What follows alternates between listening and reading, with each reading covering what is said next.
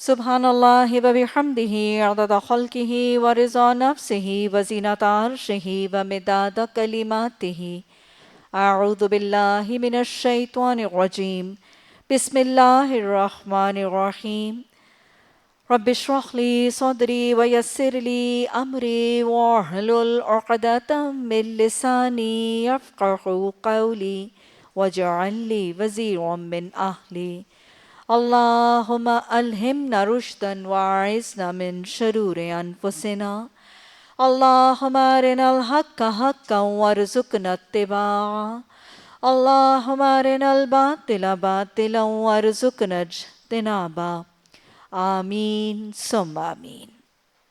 تفسیر سورہ الانعام، آیت نمبر 118۔ فَقُلُوا مِمَّا ذُكِرَ اسْمُ اللَّهِ إِلَيْهِ إِن كُنتُم بِآيَاتِهِ مُؤْمِنِينَ۔ پس تم کھاؤ کس چیز میں سے؟ جس پر اللہ کا نام لیا گیا ہو، اگر ہو تم اس کی آیات پر ایمان لانے والے۔ اور کیا ہے واسطے تمہارے یہ کہ تم نہیں کھاتے اس میں سے جس پر اللہ کا نام لیا گیا ہے اوپر اس کے؟ اور یقیناً کھول کھول کر بار بار تفصیل سے بیان کیا گیا ہے واسطے جو حرام کیا گیا ہے اوپر تمہارے۔ آیت کو پچھلے سبق کی لاسٹ آیت کے ساتھ ریلیٹ کیجئے۔ اللہ سبحانہ تعالیٰ نے پچھلے سبق کے اختتام پر ہمیں یہ واضح کر کے بتا دیا تھا کہ تم اگر اپنے معاشرے، اپنے ماحول، اپنے گرد و پیش میں اکثریت کی رائے کے پیچھے چلو گے تو یہ اکثریت پہ تمہیں اصل راستے، صراط مستقیم اور اللہ کے راستے سے بھٹکا دے گی، کیونکہ اکثریت اپنے گمان کی پیروی کرتی ہے اور تمہیں گمان کی پیروی کرنے والوں کی نہیں، قرآن کی پیروی کرنے والوں کی پیروی کرنی۔ اور واضح طور پر یہ حقیقت ہم نے بات کی تھی کہ باطل کی کثرت اس کو حق نہیں بناتی، گناہ کی کثرت اس کو نیکی نہیں بنا دیا کرتی، اور حرام کی کثرت اس کو حلال نہیں بنا دیا کرتی۔ تو اسی حوالے سے آگے اللہ نے واضح طور پر بتا دیا کہ وہ ساری کی ساری چیزیں جس پر اللہ کا نام، وہ جانور، وہ پرندے جن کا کھانا تمہارے لیے جائز اور حلال ہے، اور پھر کھانے سے پہلے جن پر ذبح کے طریقے سے ان پر اللہ کا نام لے لیا جاتا ہے، ان کا کھانا تمہارے لیے حلال ہے۔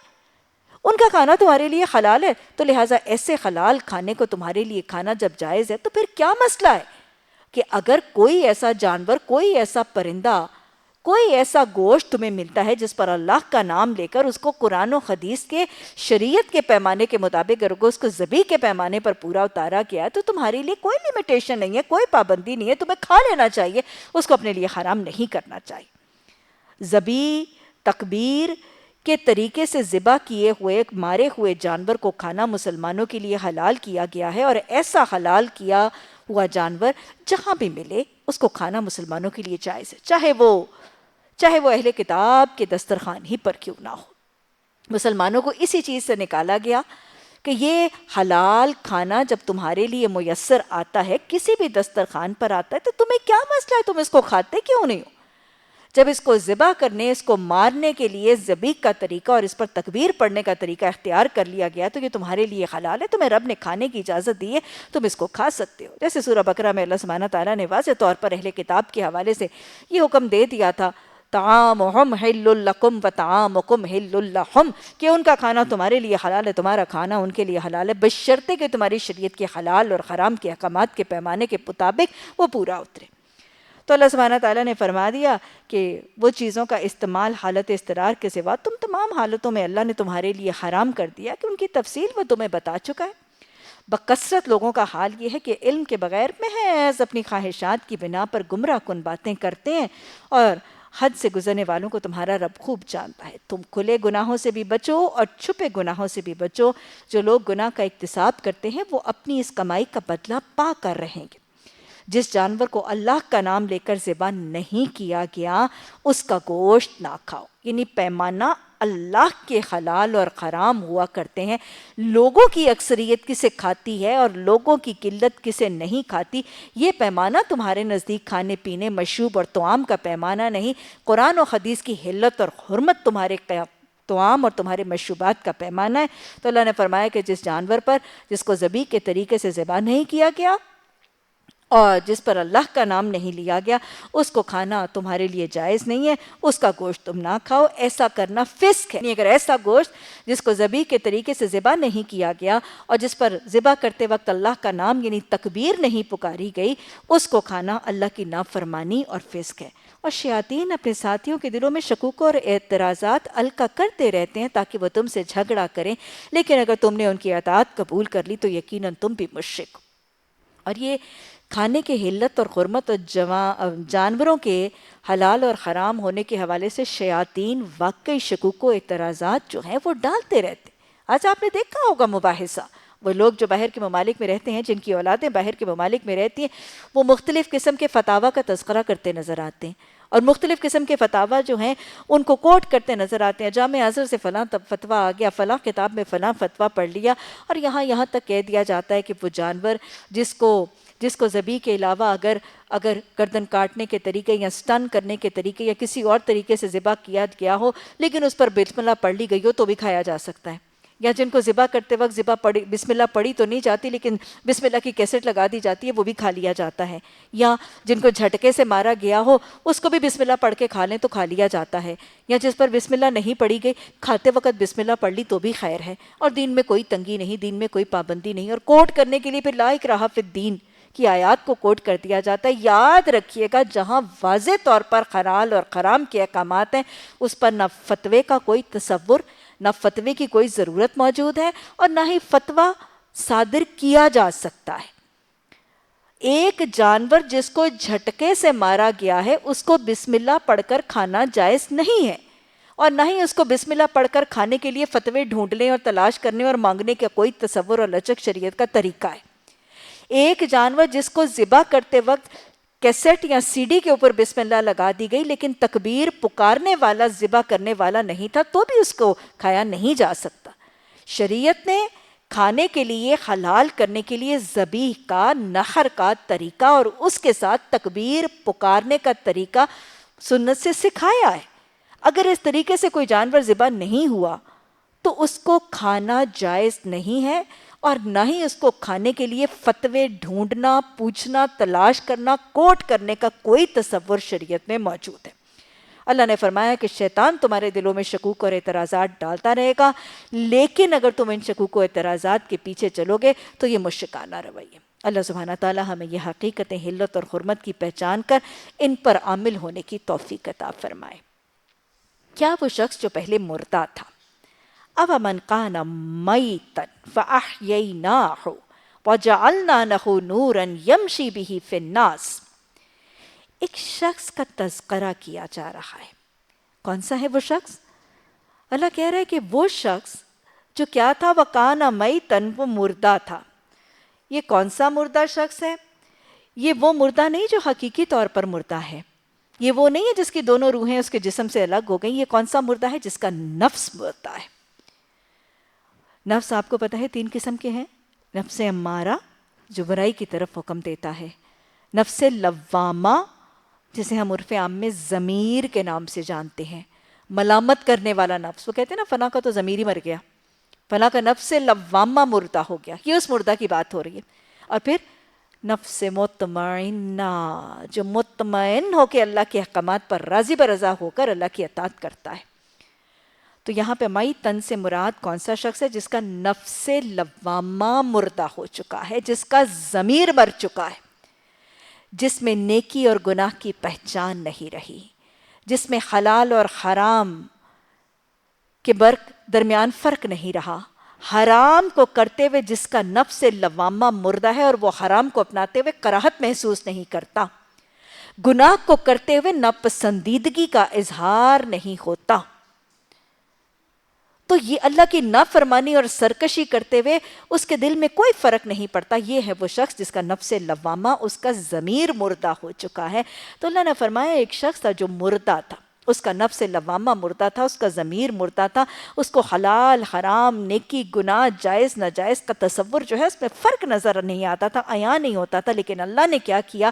اللہ نے اس کے لیے نور عطا کر دیا، اللہ نے اس کو نور عطا کر دیا، اور پھر اسی نور کے اندر وہ چلنے لگا۔ یہ کون سا نور ہے جو اس کو ملا؟ پہلے وہ کون سے اندھیرے میں تھا؟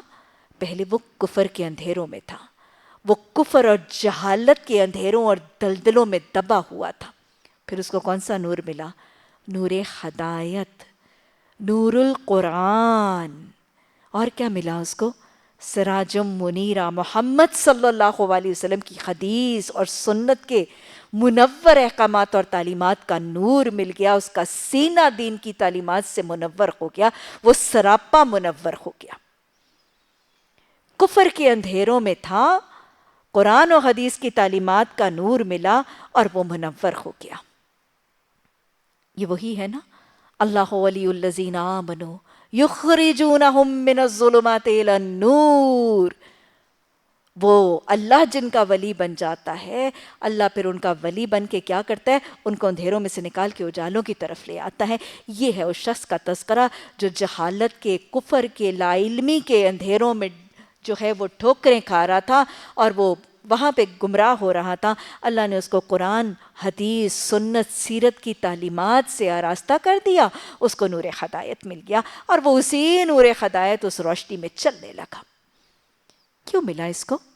خود سے خود اللہ نے خود سے خود فیصلہ کر دیا؟ ویسے ہاں، وہ کہتا تو ہے یختی من یشاء، وہ جس کو چاہتا ہے ہدایت کا نور دے دیتا ہے۔ کیوں ملا تھا اس کو نور؟ یہ نور کے لیے تڑپا ہوگا، اس نے نور کی خواہش آرزو کی ہوگی، اس کے اندر اس نور ہدایت کی طلب تڑپ آئی ہوگی، اور پھر اس نے ہاتھ اٹھایا ہوگا، اس نے مانگا ہوگا، اللہ مجھے نور ہدایت سے منور کر دے، اور پھر اس نے نور کی تلاش کے لیے قدم بھی اٹھائے ہوں گے، خواہش آئی ہوگی، آرزویں تمنائیں آئی ہوں گی، اس نے دعائیں حاجت روائیاں کی ہوں گی، اور اس نے کچھ قدم اس نور کو تلاش کرنے کے لیے ضرور اٹھائے ہوں گے کہ اللہ نے اس کو نور ہدایت عطا کر دیا۔ نبی صلی اللہ علیہ وسلم نے اس کیفیت کو پانے کے لیے ہمیں ایک مسنون دعا بھی سکھائی ہے، اللہم اجعل فی قلبی نورا، اور آپ نے سنت کا طریقہ بھی سکھا دیا۔ آپ مسنون دعائیں بھی سکھاتے ہیں اور آپ سنت کا طریقہ بھی سکھاتے ہیں۔ آپ کا وقت کس وقت پڑھتے تھے؟ صبح کے وقت۔ فجر کی نماز کی 2 سنتیں ادا کرنے کے بعد سنت کا طریقہ ہے کہ آپ اپنے کروٹ پر، اپنے پہلو پر کچھ دیر کے لیے استراحت فرماتے تھے، آرام فرماتے تھے، اپنے جسم اور اپنی آنکھوں کا حق بھی تو دیتے تھے نا۔ ظاہر تہجد، پھر اس کے بعد قیام اللیل کے بعد فجر کی سنتیں، اس کے بعد ابھی فجر کی فرائض سے پہلے کچھ دیر اپنے جسم، اپنی آنکھوں کا حق دیتے تھے، کروٹ کے بل لیٹ جاتے تھے، پہلو پر لیٹ کر ابھی جب دن کی روشنی اور دن کا نور اور دن کا پاؤں پھٹنے والی ہوتی تھی تو دن کے نور کے آغاز سے پہلے سارے دن کے لیے، اپنی زندگی کے لیے نور ہدایت کی دعا مانگنا، یہ نبی صلی اللہ علیہ وسلم کا طریقہ کار۔ اس نے مانگا ہوگا، چاہا ہوگا، اللہ سے پکارا ہوگا، تلاش کی کوشش کی ہوگی، تو اللہ نے اس جہالت کے اندھیروں میں بھٹکنے والے کو اللہ نے نور ہدایت سے نواز دیا، اور وہ اپنی اسی نور کے، قرآن و حدیث کی تعلیمات کے نور میں اپنی زندگی گزارنے لگا۔ پہلے اندھیروں میں تھا، اب نور میں زندگی گزارنے لگا۔ کیسے گزارنے لگا؟ کیا تنہا وہ اپنے نور اپنی ذات تک، اپنے سینے تک ہی رکھا؟ اس نے کیا کہا؟ یمشی بہ فی الناس، وہ اپنا نور لیے لوگوں کے درمیان زندگی گزارنے لگا۔ جو قرآن اور حدیث کا علم، جو نور ہدایت اللہ سبحانہ تعالیٰ نے اپنے کرم سے اس رب نے، ہادی رب نے اس کو پہنچایا تھا، وہ حریص اور بخیل بن کے، ایک بخیل سام بن کے اس علم کے منور خزانے کے اوپر بیٹھ نہیں گیا تھا۔ اس کے سینے کو اللہ نے قرآن و حدیث کی تعلیمات سے منور کیا تھا، وہ خود ایک سراپا نور کا ذریعہ بن گیا تھا۔ اس نے اپنے ماحول کو، اپنے گھر کو، اپنے آنگن کو، جس ماحول میں وہ رہتا تھا، جس معاشرے میں، جس گلی کوچے میں وہ گھومتا تھا، جس صحبت میں وہ رہتا تھا، وہ ساری صحبتوں کو، سارے ماحولوں کو، گلی کوچوں کو اور اپنے گھر کے آنگنوں کو وہ منور کرنے لگا۔ یہ بخیل نہیں تھا، یہ کیا کر رہا تھا؟ ادعو، ان کو دعوت دے رہا تھا۔ جو نور اس تک اللہ نے پہنچایا تھا، اس کو لوگوں تک پہنچا رہا تھا۔ یمشی بہ فی الناس۔ اللہ ہمیں ان خوش نصیبوں میں سے بنا دے۔ اللہ ہمیں اس نور ہدایت کو پانے، اس کو سمیٹنے، اس پر عامل ہو کر خود اپنی ذات کو منور کرنے، اپنے ماحول، اپنے گھر، اپنے آنگن، اس گھر کے، اس معاشرے کے گلی کوچوں کو منور کرنے کی توفیق عطا فرما دے۔ اللہ ہمیں اس شخص کی مصداق پر پورا اترنے والا خوش نصیب بنا دے۔ اچھا، وہ لوگوں میں چلتا تھا، اللہ نے اس کا تذکرہ کرنے کے بعد کہا، یہ شخص جس کو نور ہدایت ملا تھا، یہ اندھیروں میں سے نکل کر اجالوں کی طرف آیا تھا، یہ اندھیروں میں سے نکل کر، بھٹکنے سے بچل کر یہ سیدھے راستے پر چلا تھا، یہ اس کی طرح ہو سکتا ہے جو ابھی بھی اندھیروں میں ہے لیس بخارج منہا، جو اس اندھیروں میں سے نکلنے والا نہیں ہو سکتا. اسی طرح اللہ کافروں کے لیے وہ عمل خوشنما بنا دیتا ہے جو وہ کرتے ہیں. اللہ نے ایک شخص کا تذکرہ کرنے کے بعد کہ کیسے اسے اندھیروں میں سے، گمراہی کے اندھیروں میں سے نکالنے کے بعد اللہ نے اس کو صراط مستقیم پر چلنے کی، اجالوں کی توفیق دی. اس کا تذکرہ کرنے کے بعد اللہ نے فرمایا یہ شخص جو خود بھی منور ہوا، جو اپنے ماحول اور اپنی صحبتوں کو بھی منور کرتا ہے، یہ اس شخص کی طرح ہو سکتا ہے جو ابھی تک اندھیروں میں ہے اور اندھیرے سے نکلنے والا نہیں. دونوں کا تقابلہ کیجئے. کیا روشنی میں سفر کرنے والا، اجالے میں سفر کرنے والا اور اندھیرے میں سفر کرنے والا دونوں برابر ہوتے ہیں؟ کیا دونوں کمپیئر کیے جا سکتے ہیں؟ دونوں کا تقابلہ کیجئے. روشنی میں سفر کرنے والے کو کیا ایڈوانٹیجز ہوتے ہیں، کیا فائدے ہوتے ہیں، کیا سیکیورٹی ہوتی ہے؟ روشنی میں سفر کرنے والا، اس کو اپنا سفر، اس کو اپنی شاہراہ، اس کو اپنا راستہ کھلم کھلا واضح طور پر نظر آتا ہے. ایسے ہے کہ نہیں؟ پھر روشنی میں سفر کرنے والے کو راستے کی علامتیں بھی نظر آتی ہیں، علامتوں کو پہچانتا بھی ہے. روشنی میں سفر کرنے والے کو کا عین امکان یہ ہے، بلکہ یقینی ہے کہ وہ کسی غلط موڑ پر، کسی غلط راستے پر مڑ نہیں جاتا. اس کو اپنی شاہراہ نظر آ رہی ہے نا، کسی غلط ٹرننگ سے کسی غلط موڑ پر جانے کا امکان نہیں ہے. جو روشنی میں سفر کر رہا ہے، ایک بڑی صراط مستقیم پر، شاہراہ پر سفر کر رہا ہے، اس کو بھی پہچان رہا ہے، علامتوں کو بھی پہچان رہا ہے، کوئی غلط ٹرن نہیں لے گا، اپنے اصل راستے سے بھٹکے گا نہیں. پھر عین یقینی یہ بھی ہے کہ وہ جس راستے پر چڑھ رہا ہے، کوئی اس کا دشمن، کوئی اس کا نقصان پہنچانے والا اس کی انگلی پکڑ کے اس کو اس کے راستے سے ہٹا نہیں سکتا نا، کیونکہ وہ اپنے راستے کو پہچان رہا ہے، وہ اپنے راستے کو، اپنی علامتوں کو پہچان رہا ہے. کوئی بھٹکانے والا، کوئی گمراہ کرنے والا، کوئی اس کا دشمن، کوئی اس کو نقصان اور ضرر دینے والا اس کو اس کے راستے سے ہٹا نہیں سکتا. اسی طرح اس کے راستے میں اگر کوئی گڑھا آئے گا، کوئی نقصان آئے گا، تو وہ اپنے راستے میں آنے والے گڑھوں، اپنے نشیب و فریز کو آسانی سے پہچان کے اپنے آپ کو سے بچا سکتا ہے. اسی طرح اس راستے میں کوئی ڈاکو، کوئی چور، کوئی لٹیرا اگر وہ اجالے میں ہے، اکثر ڈکیتیاں، اکثر چور نقصان، رہزن کب دیتے ہیں؟ اندھیرے میں نا. اجالے میں چلنے والے کو کوئی رہزن، کوئی ڈاکو اس کے لوٹے جانے کا امکان نہیں ہے. اپنے ایمان، اپنے علم کی سلامتی کے ساتھ اس راستے پر چلتا رہے گا. کوئی ڈاکو، چور، لٹیرا، کوئی شیطان لٹیرا بھی اس کو لوٹ نہیں سکتا. اسی طرح نقصان دینے والی، ضرر دینے والی چیزیں بھی روشنی کے سفر والے کو نقصان نہیں دیں گی. کوئی بچھو، کوئی سانپ، کوئی ضرر نقصان دینے والا جانور، کوئی موذی جانور اس کو ہلاک، اس کو برباد نہیں کر سکتا. اور پھر روشنی میں چلنے والا بڑی آسانی سے چلتا ہے، بڑی سہولت سے چلتا ہے. اور روشنی میں سفر کرنے والا تیزی سے بھی چلتا ہے، اس کو گرنے کا فکر نہیں. اور پھر روشنی میں سفر کرنے والے کو جو منزل بھی نظر آ جاتی ہے، اور منزل تک پہنچنا اس کا زیادہ یقینی ہے، آسان ہے اور زیادہ تیز ہے. اندھیرے میں سفر کرنے والے کا تقابلہ کریں. اندھیرے میں سفر کرنے والے کو تو اپنا راستہ ہی نظر نہیں آ رہا، اس کو راستے کی علامتیں نظر نہیں آ رہی. عین ممکن ہے چلتے چلتے وہ کسی ایسے موڑ کی طرف چلے جو اس کو اسے راستے سے ہٹا دے. اس کو تو کچھ نظر نہیں آ رہا، وہ تو پہلے ٹٹول کے چل رہا ہے، اندازے سے چل رہا ہے. عین امکان ہے کہ اپنا راستہ چھوڑ کے کسی اور راستے کی طرف چلا جائے اور اس کو پتہ بھی نہ چلے.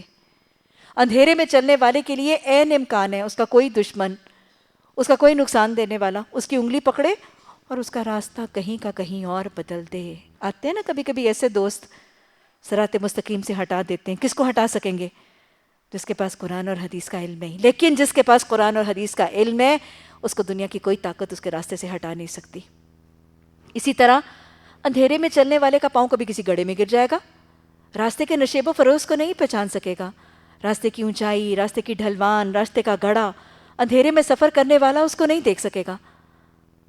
اسی طرح اندھیرے میں سفر کرنے والے کو کوئی ڈاکو لوٹے، کوئی چور لوٹے، کوئی راہزن، کوئی ڈکیت نقصان پہنچائے، یا کوئی سانپ، یا کوئی بچھو، یا کوئی نقصان دینے والا نقصان دے. ایسے ہی ہوتا ہے. شیطان کب لوٹتا ہے؟ جب قرآن اور حدیث کی تعلیمات کا نور نہیں ہوتا. قرآن اور حدیث کی تعلیمات کا نور ہوگا تو دھوکے باز شیطان بھی نقصان نہیں پہنچا سکتا، ایمان کے خزانے کو نہیں لوٹ سکتا، راستے کو بدل کے کوئی اور راستہ نہیں بنا سکتا. راستہ وہی گم کرتے ہیں جن کے پاس قرآن اور حدیث کا علم نہیں. شیطان انہی کو دھوکہ دیتا ہے، شیطان انہی کو ضرر دیتا ہے، شیطان انہی کے علم کے خزانے اور عمل کے خزانے چھیننے میں کامیاب ہوتا ہے. وہ بڑا دھوکے باز جن کے پاس قرآن اور حدیث کے علم کے نور کے خزانے نہیں ہوتے. اور پھر اندھیرے میں چلنے والا ممکن ہے اپنی عمارت، اپنی منزل کے پاس بھی پہنچ جائے، اپنی منزل کو پہچان ہی نہیں سکتا. یہ ہے اندھیرے کے سفر اور روشنی کے سفر کے فرق. راستہ تو طے کر ہی رہے ہیں, زندگی کا سفر طے کر رہے ہیں. منزل کون سی ہے؟ میں نے آپ کو پہلے سبق میں بتایا تھا, ہماری منزل کون سی ہے؟ جنت. ہمارے سفر کا, ہماری شاہراہ کا نام کون سا ہے؟ صراط مستقیم, ہے نا. اس پر ہمیں روشنی کون سی چاہیے؟ اگر ہمارے پاس قرآن اور حدیث کی تعلیمات کی روشنی اور نور ہوگا, انشاءاللہ تیزی سے بھی چلیں گے, ثابت قدمی سے بھی چلیں گے, چوروں ڈاکوؤں سے بھی محفوظ ہوں گے, خطرناک چیزوں سے بھی محفوظ ہوں گے, کسی گڑھے اور دلدل میں گرنے سے بھی پناہ میں رہیں گے, راستے کی علامتوں کو بھی پہچانتے رہیں گے, راستہ گم بھی نہیں کریں گے, اور جنت کی منزل پر پہنچنا یقینی بھی ہوگا. اللہ سے کثرت سے نور کی دعائیں مانگا کریں. یہی وہ نور ہدایت ہے جس کو مل گیا اور ملا رہا. اس نور کے ذریعے کے ساتھ جڑے رہنا ضروری ہے. اگر ہم سمجھے کہ ہمارا تعلق بالقرآن, تعلق بالحدیث اور تعلق بالسیرت عارضی ہوگا, رمضان کے مہینے کا ہوگا یا ہفتہ وار ہوگا, یا یہ جو 2 سال کا تعلیم دین کا کورس ہے اس میں ہوگا, اور بس 2 سال میں ہم اپنی بیٹری لائٹ کی چارج کر لیں گے اور باقی ساری زندگی چلتا رہے گا. نہیں, قرآن کے ساتھ تعلق, حدیث کے ساتھ تعلق, سیرت رسول صلی اللہ علیہ وسلم, سراج منیرہ رسول اللہ صلی اللہ علیہ وسلم کی سیرت کے ساتھ تعلق ہمیشہ ہوگا, روشنی رہے گی, تبھی صراط مستقیم پر سفر کی کیفیت ویسی رہے گی جیسے روشنی میں سفر کرنے والے کی ہے. تبھی منزل تک پہنچنا آسان, سہل اور یقینی بھی ہوگا. اور پھر اللہ سبحانہ تعالیٰ فرماتے ہیں کہ جو اندھیروں میں نکل رہنے والے ہیں, لیسا بخارج منہا, وہ اندھیروں سے نکلتے نہیں ہیں. کذالک زین للذین کفروا ما یعلمون, اسی طرح اندھیروں میں رہنے والوں کے لیے اللہ ان کی زندگی خوشنما بنا دیتا ہے, وہ اپنے اندھیروں میں ہی خشک ہیں. کیا معاشرے میں کثرت سے لوگ اندھیروں میں موجود نہیں ہیں؟ قرآن اور حدیث کی تعلیمات کتنے سینوں کو منور کرتی نظر آتی ہیں, کتنے گھروں کے آنگنوں کو روشن کرتی نظر آتی ہیں. بہت تھوڑی ہے نا یہ قرآن و حدیث کی روشنی, لیکن اکثریت اس کے باوجود خوش ہے, کیونکہ شیطان نے اندھیرے میں رہنا ہی ان کو خوشنما بنا دیا. اور واقعتاً ایسے ہی ہوتا ہے, جو لوگ اندھیروں میں رہتے ہیں نا, پھر ان کو اندھیرے میں رہنا بہت اچھا لگتا ہے, اور اندھیرے میں ہی رہنے کو وہ پرسکون بھی سمجھتے ہیں. عملی زندگی میں بھی آپ نے دیکھا ہوگا, کبھی کوئی شخص دیکھا ہے اندھیرے میں رہنے والا؟ کبھی کبھی آپ نے دیکھا ہوگا کہ کوئی شخص ہے نا اندھیرے میں پہلے سب سے زیادہ کیا نقصان ہوتا ہے؟ نیند بہت آ جاتی ہے. اندھیرے میں سہنے کا سب سے بڑا نقصان, انسان غافل ہو جاتا ہے, سست ہو جاتا ہے, ڈھیلا ہو جاتا ہے, نیند کا غلبہ ہو جاتا ہے. اندھیرے کمرے میں سوئے ہوئے شخص پر کسی دن جا کے بلب یا لائٹ جلائیے گا, پھر آپ کو پتہ چلے گا کیا ہوتا ہے. اندھیرا کمرہ کر کے ایک شخص سویا ہوا ہے, اے سی چل رہا ہے, اندھیرا کمرہ ہے, آپ جا کے لائٹ جلاتے ہیں, کیا کرتے ہیں؟ فوراً وہ آنکھیں یوں چندھیا جاتی ہیں, پھر آنکھوں کے آگے ہاتھ رکھ لیتے ہیں, ارے ارے بند کرو بند کرو, میں اتنی مزے سے سوئی ہوئی تھی. ایسے ہی ہوتا ہے نا, جو اندھیرے میں ہوتا ہے اور اندھیرے میں مست غفلت میں سویا ہوتا ہے, اس کا اس اندھیرے سے نکلنے پر دل نہیں کرتا, اس کو اس اندھیرے کا ہی لطف اور سرور آتا ہے. بس اوقات سونے والے فجر کے بعد پردے آگے کر کر کے, اندھیرا کر کر کے سوتے ہیں, جاگنے کا وقت ہے پھر بھی سوتے ہیں. دل میں اٹھو سونے والوں کہ میں آ گئی ہوں, وہ سحر آ جاتی ہے, لیکن اس کے باوجود آرٹیفیشلی اندھیرے کر کر کے سوتے ہیں, ہے نا.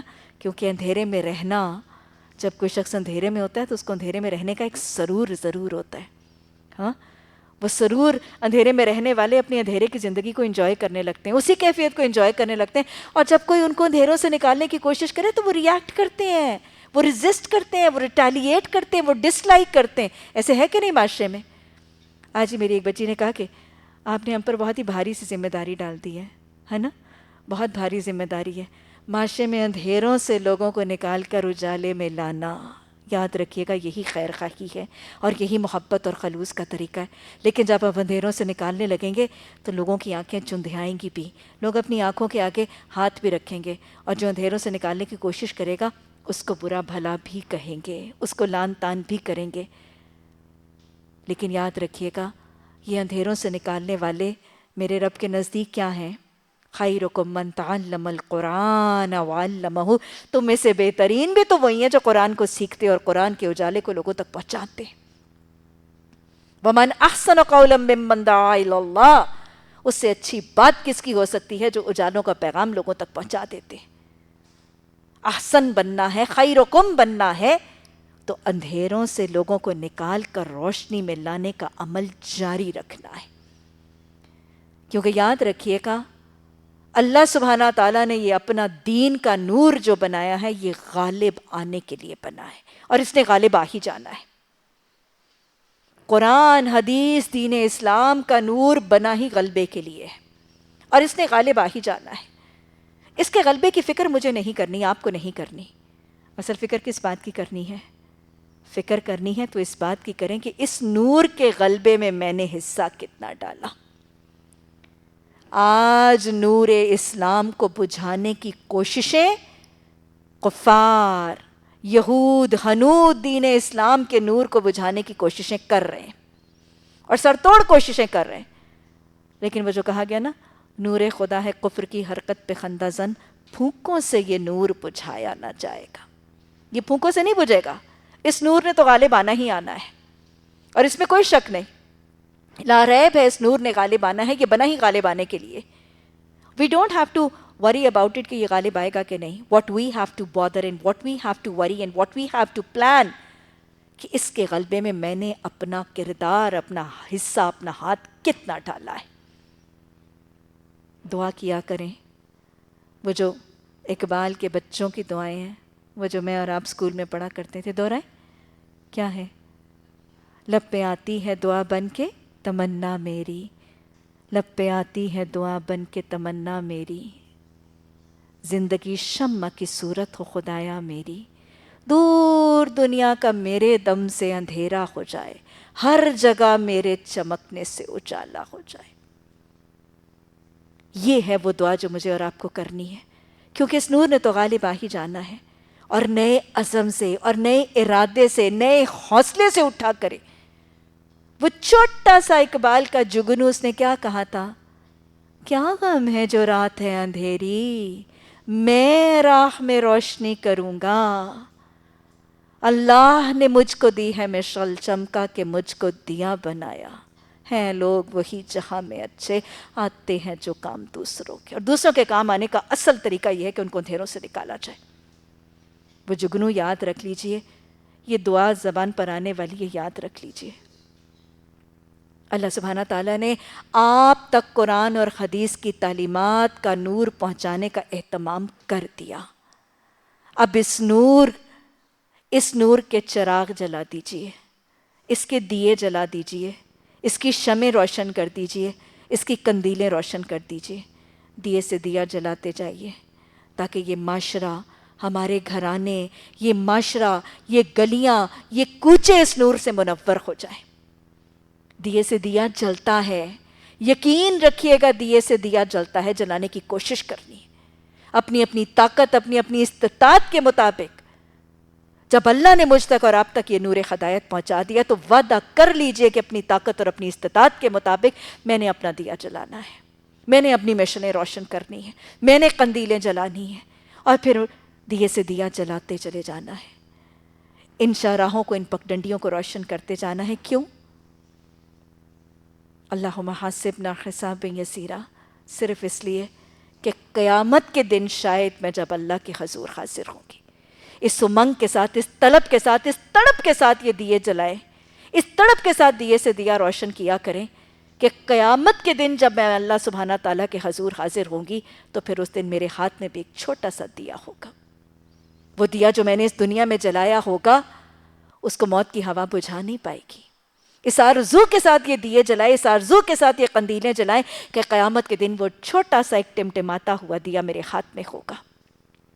لَقَدْ جِئْتُمُونَا فُرَادًا، میں اکیلی اپنے رب کے حضور حاضر ہوں گی، اور میرا رب مجھے پوچھے گا، بتا تو نے کیا کیا، جوانی کس حال میں گزاری، عمر کس حال میں گزاری، مال جو میں نے دیا تھا وہ کیسے کمایا، وہ کیسے خرچ کیا، جو علم میں نے دیا تھا وہ کس حد تک اس پر عمل کیا۔ تو میں وہ اپنا چھوٹا سا ٹمٹماتا ہوا دیا اپنے رب کے حضور پیش کر کے شاید یہ دو چیزیں کہنے میں کامیاب ہو جاؤں کہ اللہ سبحانہ تعالیٰ، تیرے دیے ہوئے علم سے میں نے یہ چھوٹا سا دیا جلایا تھا، میں نے بھی کچھ دیوں کو جلانے کی کوشش کی تھی، صراط مستقیم کی ایک چھوٹی سی پک ڈنڈی کو میں نے بھی روشن کیا تھا۔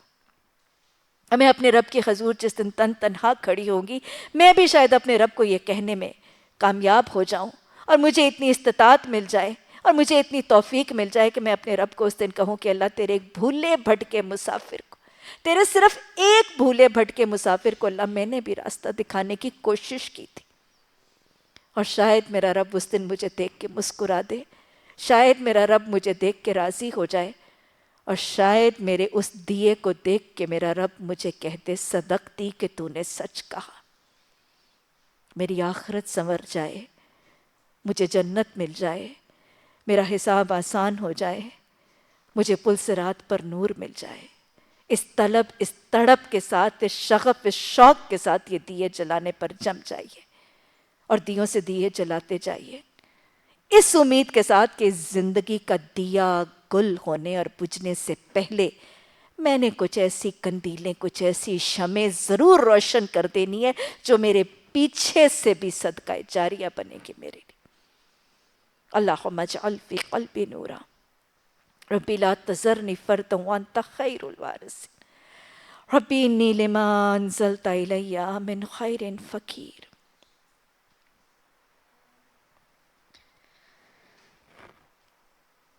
اور اسی طرح ہم نے ہر بستی میں اس کے بڑے بڑے مجرموں کو لگا دیا کہ وہ وہاں اپنے مکر و فریب کا جال پھیلائیں۔ دراصل وہ اپنے فریب کے جال میں آپ ہی پھنسے ہیں، مگر انہیں اس کا شعور نہیں۔ جب ان کے سامنے کوئی آیت آتی ہے تو کہتے ہیں کہ ہم نہیں مانیں گے جب تک وہ چیز خود ہمیں نہ دی جائے جو اللہ کے رسولوں کو دی گئی۔ اللہ زیادہ بہتر جانتا ہے کہ اپنی پیغام بری کا کام کس سے لے اور کس طرح لے۔ قریب ہے وہ وقت جب یہ مجرم اپنی مکاریوں کی پاداش میں اللہ کے ہاں ذلت اور سخت عذاب سے دوچار ہوں گے۔ بس یہ حقیقت ہے کہ اللہ جسے ہدایت بخشنے کا ارادہ کرتا ہے، اللہ کے ہاتھ میں ہدایت ہے۔ ہادی تو اصل اللہ ہی ہے، یہدی من یشاء الی صراط مستقیم، وہ جس کو چاہتا ہے ہدایت دیتا ہے۔ ہاں، چاہتا اس کے لیے ہے جو اپنے لیے چاہتا ہے، جو مانگتا ہے، جو چلتا ہے، جو نکلتا ہے، جو قدم اٹھاتا ہے، لیکن ہدایت اسی کے پاس ہے۔ دل اسی کی دو انگلیوں کے درمیان ہے، وہ جس کا چاہتا ہے وہ دل ہدایت کی طرف پھیر دیتا ہے۔ یہاں پر وہ ہدایت جس کے لیے دینے کا ارادہ کرتا ہے اس کے ساتھ وہ معاملہ کیا کرتا ہے، کہتا ہے اللہ فرما رہا ہے کہ میں جس کو ہدایت دینے کا ارادہ کرتا ہوں اس کا سینہ میں اسلام کے لیے کھول دیتا ہوں، اس کا سینہ میں اسلام کے لیے کھول دیتا ہوں۔ یشرح صدرہ للاسلام، میں اس کا سینہ اسلام کے لیے کھول دیتا ہوں۔ قرآن و حدیث، سینہ کھولنے کا مطلب کیا ہے؟ مختلف طریقے ہیں سینہ کھولنے کی۔ اس کا سینہ، اس کا دل کھل جاتا ہے، وہ کھلے دل سے قرآن و حدیث کی محفل میں حاضر ہوتا ہے، وہ قرآن اور حدیث کی محفل کی دعوت کو کھلے دل سے قبول کرتا ہے، کھلے دل اور کھلے سینے سے اس کی محفل میں حاضر ہوتا ہے، کھلے دل و دماغ کے دریچوں سے قرآن و حدیث کی تعلیمات کو سنتا ہے، کھلے دل اور دماغ سے ان احکامات کو سمجھنے کی کوشش کرتا ہے، اور سمجھنے کے بعد کھلے دل کے ساتھ شرح صدر سے ان کو مان لیتا ہے۔ جب سینہ اللہ کھول دیتا ہے تو وہ کھلے دل سے بغیر شک، تردد، تذبذب کے ساتھ ان کو مان لیتا ہے۔ پھر ماننے کے بعد وہ کھلے دل سے بغیر کسی ریب اور کنفیوژن کے، بغیر مذبذبین بین ذالک کے، وہ ان پر کھلے دل سے ان پر عمل کر لیتا ہے۔ عمل کرنے کے بعد کھلے دل سے ان پر ثابت قدمی سے جمع رہتا ہے۔ عمل کرنے کے بعد اس کو نقصان آتا ہے تو دل تنگ نہیں ہوتا، کھلے دل سے ان پر عمل کر کے ثابت قدمی سے جمع رہتا ہے۔ اب صرف یہ نہیں کہ خود عمل کرتا ہے، دین کی دعوت میں بھی اس کے دل میں کوئی تنگی نہیں آتی، کھلے دل سے جو اس نے سیکھا، سمجھا، سنا، مانا، عمل کیا، کھلے دل سے اس کو لوگوں تک پہنچاتا ہے، تبلیغ اور ارشاد کرتا ہے، دعوت دیتا ہے ان تمام چیزوں کی۔ یہ وہ جو کیفیت نبی صلی اللہ علیہ وسلم کی تھی، وہی کو کھلے دل سے سنتے تھے، سیکھتے تھے، سمجھتے تھے، مانتے تھے، عمل کرتے تھے، اور ابو جہل جیسے دشمن کو شب معراج کے واقعات بتانے میں کوئی دل میں تنگی نہیں ہوتی تھی۔ یہ ہے شرح صدر، اللہ جس کا سینہ کھول دیتا ہے پھر وہ ہر مرحلے کے لیے آسان، اور پھر سینہ کھول دیتا ہے حفظ قرآن کے لیے، جو قرآن سیکھا، سنا، پڑھا، سمجھا ہے اس کے حافظے کے لیے بھی اللہ اس کا سینہ کھول دیتا ہے، اس کے فہم کے لیے بھی کھول دیتا ہے، اور اس کا عمل آسان کر دیتا ہے۔ یہی تو شرح صدر کی دعا ہے جو ہم نشست کے آغاز میں مانگتے ہیں. یہی وہ دعا ہے جو کلیم اللہ حضرت موسیٰ علیہ السلام کی زبان سے قرآن میں سکھائی گئی. کیونکہ اگر سینہ نہ کھلے، شرح صدر نہ ہو، تو پھر اسلام میں داخلہ اور اسلام میں ثابت قدمی ممکن نہیں. ہدایت تبھی ملے گی، ہدایت میں استقامت اور ثابت قدمی تبھی ملے گی جب شرح صدر ہوگا. اور جس کو اللہ گمراہی میں ڈالنے کا ارادہ کرتا ہے اس کے سینے کو تنگ کر دیتا ہے. اس کو دعوت آئے، اس کا دل تنگ ہو جاتا ہے. کیا کرنا ہے قرآن اس میں، قرآن کلاس میں جا کے اس میں ہوتا کیا ہے؟ بس اوقات آپ دیکھیں کہ لوگوں کا دل قرآن کی دعوت پر تنگ نہیں ہو جاتا. قرآن کلاس میں ہم نے نہیں جانا، وہاں پہ کیا نئی بات ہے، سب کچھ تو ہمیں پتہ ہے. پتہ ہے ہمیں سچ بولنا ہے، پتہ ہے ہمیں جھوٹ نہیں بولنا، پتہ ہے ہمیں نماز پڑھنی ہے، پتہ ہے ہمیں وضو کیسے کرنا ہے، سب کچھ تو پتہ. سینہ تنگ ہو گیا نا. قرآن اور حدیث کی تعلیم کے لیے سینہ تنگ کر دیتا ہے، اس محفل کے لیے سینہ تنگ کر دیتا ہے. بس اوقات قرآن کی محفل، حدیث کی تعلیم کی محفل میں پہنچنے کے بعد ان باتوں کو سننے، سیکھنے، سمجھنے میں سینہ تنگ. ایک ہی بات ہے جو یہ قرآن والے ہمیشہ یہی بتاتے رہتے ہیں. پتہ نہیں کیا یہ چھوٹی چھوٹی سنتیں سکھاتے. سینہ ہی تنگ ہو گیا، سمجھ ہی کچھ نہیں آیا. محفل میں بیٹھنے کے باوجود سمجھ میں سینہ تنگ ہو جاتا ہے، فہم میں سینہ تنگ ہو جاتا ہے، ایمان لانے میں سینہ تنگ. پتہ نہیں بتا تو رہی تھی کوئی حجاب کے سود کے احکامات، اپنی انٹرپریٹیشن تھی. سینہ ہی تنگ ہو گیا. سب کچھ سنایا، سب کچھ سمجھایا، سب کچھ بتایا، حدیث، سیرت، سنت، قرآن کی تفسیر، لیکن جس کا سینہ تنگ ہو جائے اس کو ایمان نہیں ملا کرتا، اس کا شک ختم نہیں ہوتا، اس کا تذبذب، اس کا ریب نہیں جاتا. بس اوقات اللہ سینہ تنگ کر دیتا ہے، فہم ہی نہیں ملتا. بس اوقات مجھے یاد ایک دفعہ میری اسٹوڈنٹ آئی، انہوں نے کہا کہ میں قرآن کی کلاس میں اپنی، پتہ انہوں نے نند کا کہا یا اپنی بھاوج کا کہا کہ میں ان کو قرآن کلاس میں اپنے ساتھ لائی تھی تاکہ وہ کچھ سنیں اور ان کو فرق پڑے. لیکن کہتی ہیں کہ قرآن کلاس میں ان کی کیفیت یہ تھی کہ وہ بار بار کہہ رہی تھی کتنی دیر رہ گئی ہے، کتنی دیر رہ گئی، میرا تو دل گھبرا رہا ہے، مجھے تو ہال اٹھ رہے ہیں، مجھے تو گھبراہٹ ہو رہی ہے، میں بہت انکمفرٹیبل ہو رہی ہوں بیٹھ. یہی دل سینے کی تنگی ہے کہ قرآن کی محفل میں بیٹھ کر تنگی ہونا، انکمفرٹیبل ہونا، ریسٹلیس ہونا. اور کہتی ہیں کہ گھر جا کے انہوں نے کہا مجھے تو ایسے لگ رہا تھا کہ جیسے میرا سینہ ہی گھٹتا چلا جا رہا ہے. یہی ہے وہ سینے کی تنگی. میں بہت انکمفرٹیبل ہوں، آج کے بعد میں پھر نہیں جاؤں گی. تو یہ ہے وہ سینے کی تنگی. بس اوقات اس محفل میں بیٹھ کر بھی سینہ تنگ ہو جاتا ہے. تو اللہ سبحانہ تعالیٰ فرماتے جسے گمراہی میں ڈالنے کا ارادہ کرتا ہے اس کے سینے کو تنگ کر دیتا ہے اور ایسا بھینچتا ہے کہ اسلام کا تصور کرتے اسے یوں معلوم ہوتا ہے کہ اس کی روح آسمان کی طرف پرواز کر رہی. رب اشرح لی صدری، رب اشرح لی صدری ویسر لی امری واحلل عقدۃ من لسانی ویفقہوا قولی واجعل لی وزیرا من اہلی. اسی طرح اللہ حق سے فرار اور نفرت کی ناپاکی ان لوگوں پر مسلط کر دیتا ہے جو ایمان ہی نہیں لاتے، حالانکہ یہ راستہ تمہارے رب کا بالکل سیدھا راستہ ہے اور کے نشانات ان لوگوں کے لیے واضح کر دیے گئے ہیں جو نصیحت قبول کرتے. ان کے لیے ان کے رب کے پاس سلامتی کا گھر ہے اور وہ ان کا سرپرست ہے اسی صحیح طرز عمل کی وجہ سے جو انہوں نے اختیار کیا. جس روز اللہ ان سب کو گھیر کر جمع کرے گا اس روز وہ جنوں سے خطاب کر کے فرمائے گا اے گروہ جن، تم نے نوع انسانی پر خوب خوب ہاتھ صاف کیے. انسانوں میں سے جو ان کے رفیق بنے تھے وہ عرض کریں گے پروردگار، ہم میں سے ہر ایک نے دوسرے کو خوب خوب استعمال کیا اور اب ہم اس وقت پر آ پہنچے ہیں جو تو نے ہمارے لیے مقرر کر رکھا ہے. کن کا تذکرہ کیا جا رہا ہے؟ یہ آپس میں مل جل کر کام اور سرگرمیاں کرنے والے ایک ہی تھالی کے چٹے بٹے جنات اور انسان. آپ کو پتہ ہے کہ انسانوں میں سے جنوں کے ساتھ مل کے کام کرنے والے عامل کون ہوتے ہیں؟ اللہ کے نافرمان، کافر، نافرمان، اللہ کے سرکش فاسق لوگ ہوتے ہیں. اللہ کے فرما بردار ان معاملات میں نہ الجھتے ہیں کیونکہ کیا ہے؟ جادو کیا ہے؟ اِنَّهُ لَا يُفْلِحُ السَّاحِرُونَ، ساحر فلاح نہیں پاتے. جادو، سحر کیا ہے؟ یہ کفر ہے. تو لہٰذا انسانوں میں سے بھی اللہ کے نافرمان، سرکش، کافر جنات کے معاملات میں ملوث ہوتے ہیں. اور جب یہ عامل اپنی کافرانہ حرکتیں اور نافرمانی اور سرکشی کی حرکتیں کرتے ہیں تو ان کے قبضے میں آنے والے جنات کون ہوتے ہیں؟ نیک مسلمان جنات نہیں، کافر سرکش جنات ہی عاملوں کے قبضے میں آتے ہیں. تو گویا یہ جنوں اور انسانوں کا گٹھ جوڑ اور ان کے میل جول سے ملے ہوئے کام جو ہوتے ہیں وہ سارے کے سارے اللہ کی نافرمانی کے، تعاونوا علی الاسم والعدوان والے کام ہوتے ہیں. ظلم اور زیادتی، نافرمانی، سرکشی اور کفر کے کام ہوتے ہیں. اور یہ یہ دونوں ایک ہی دوسرے کے تالی کے چٹے بٹے، ایک ہی طرح کے معاملات اور سرگرمیوں میں ملوث ہے. تو ان کا تذکرہ کیا جا رہا ہے کہ اللہ جنوں سے پوچھے گا کہ تم نے انسانوں پر ہاتھ صاف کیے، تو انسان کہیں گے نہیں صرف انہوں نے نہیں کیے، ہم نے بھی ان کے ساتھ مل کر بڑی بڑی منفی سرگرمیاں اور نیگیٹو کام کیے، اور پھر اب ہم تیرے وقت پر آ گئے ہیں. تو اللہ فرمائے گا اچھا اب آگ تمہارا ٹھکانہ ہے. گویا جنوں انس کی ملی بھگت کے ساتھ، جنوں اور انسانوں کے گٹھ جوڑ کے ساتھ جتنی سرگرمیاں اس روئے زمین پر ہوتی ہیں، اس ملی بھگت میں ملنے والے، ان میوچل سرگرمیوں میں ملنے والوں کے لیے کون سا انجام بتایا گیا؟ آگ.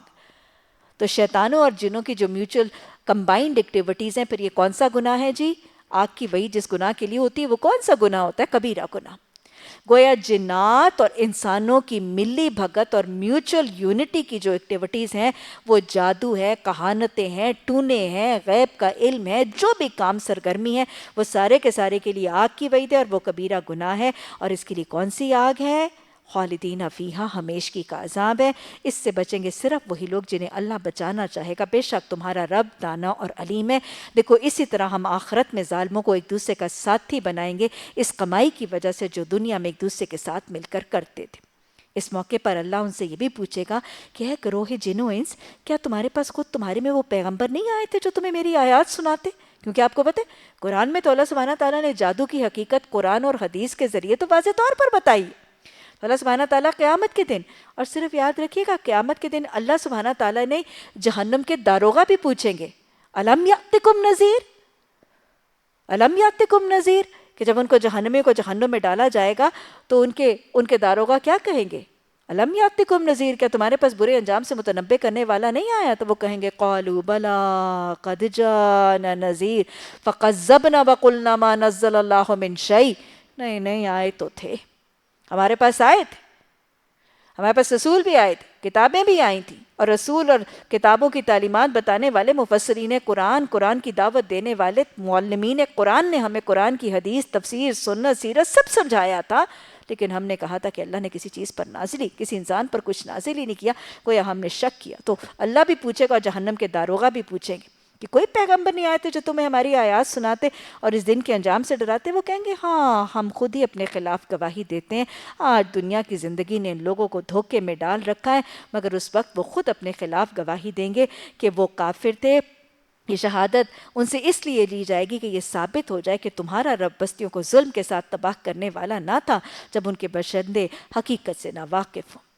ہر شخص کا درجہ اس کے عمل کے لحاظ سے ہے، اور تمہارا رب لوگوں کے اعمال سے بے خبر نہیں ہے. تمہارا رب بے نیاز ہے اور مہربانی اس کا شیوا ہے.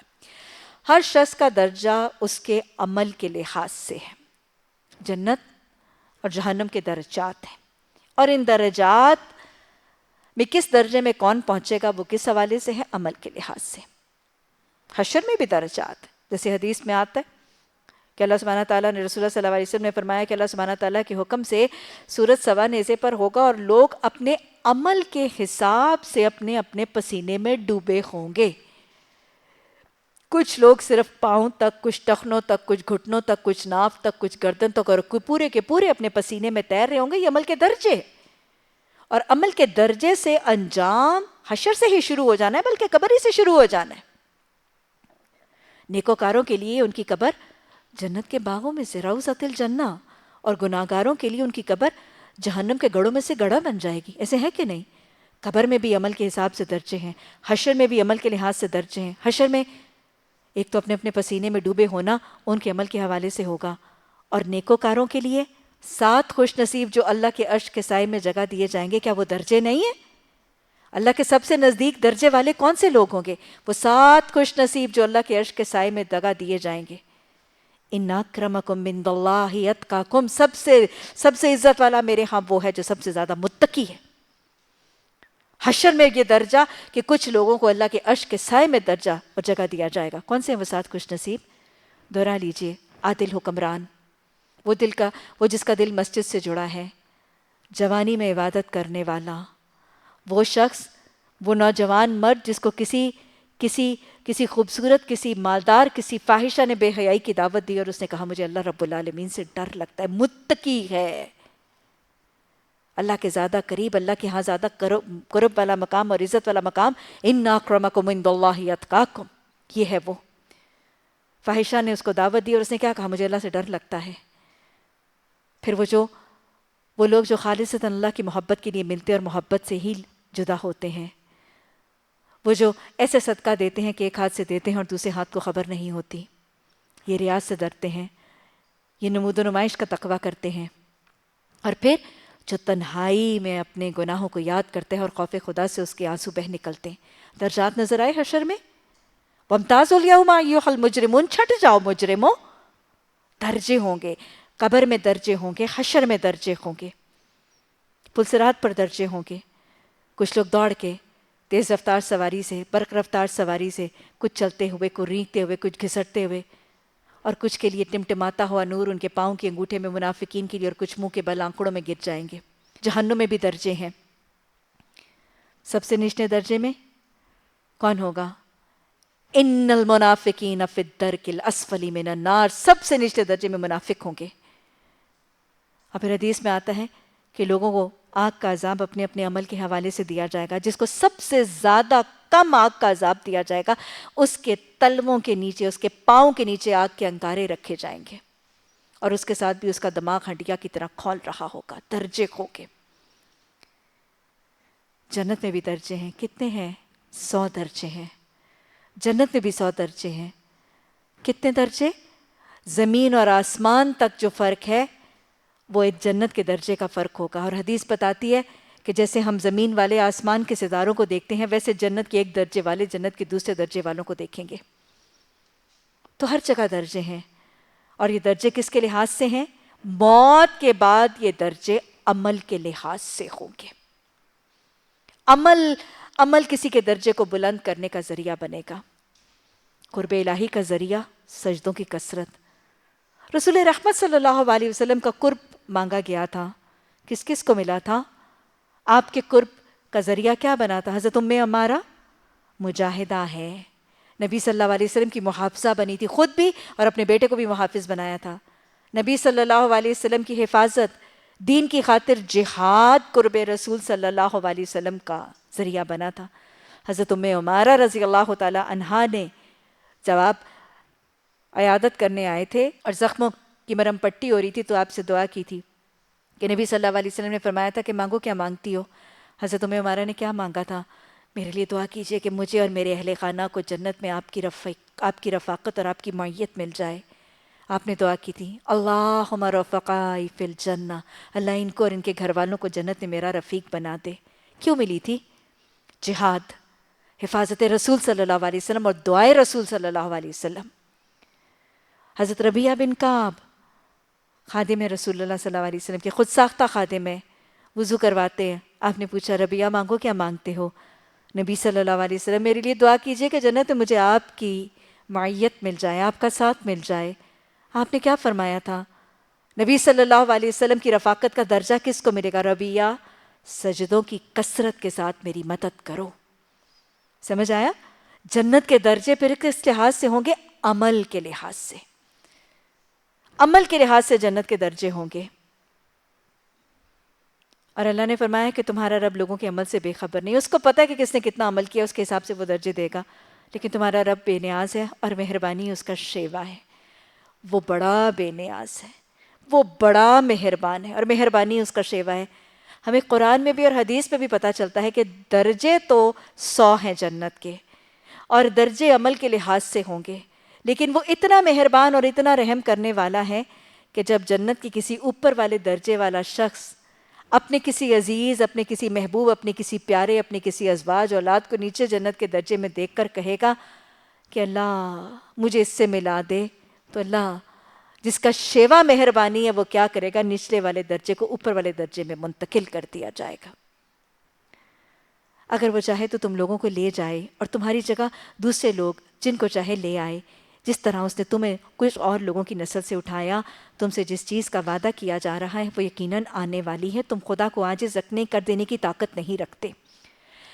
اللہ عمل کی طرف مائل فرما رہا ہے اور پھر کہہ رہا ہے کہ اگر تم عمل نہیں کرو گے، اللہ کی اطاعت، اللہ کی فرما برداری کا دم نہیں بھرو گے جس کے لیے تمہیں بنایا گیا، تو پھر اللہ تمہیں لے جائے گا اور تمہاری جگہ اور لوگوں کو لے آئے گا جو تم سے بہتر اللہ کے فرما بردار اور اطاعت گزار ہوں گے۔ یہ اللہ کا طریقہ ہے، یہ اللہ کی سنت ہے، اور یہ ایک جگہ نہیں، یہ بہت جگہ نظر آتی ہے کہ اللہ کچھ قوموں کو لے جا کر دوسری قوموں سے ریپلیس کر دیا کرتا ہے۔ جب جس مقصد کے لیے ایک قوم کو، ایک گروہ کو بنایا گیا، اگر وہ اپنا مقصد تخلیق پورا نہ کرے، اپنا مقصد منصبی پورا نہ کرے، تو پھر اللہ اس کو لے جاتا ہے۔ امت رسول صلی اللہ علیہ وسلم کو کیوں بنایا گیا؟ انسان کو بنایا گیا، وَمَا خَلَقْتُ الْجِنَّ وَالْإِنسَ إِلَّا لِيَعْبُدُونِ، انسانوں کو اپنی عبادت کے لیے بنایا۔ امت رسول صلی اللہ علیہ وسلم کو کیوں بنایا گیا تھا؟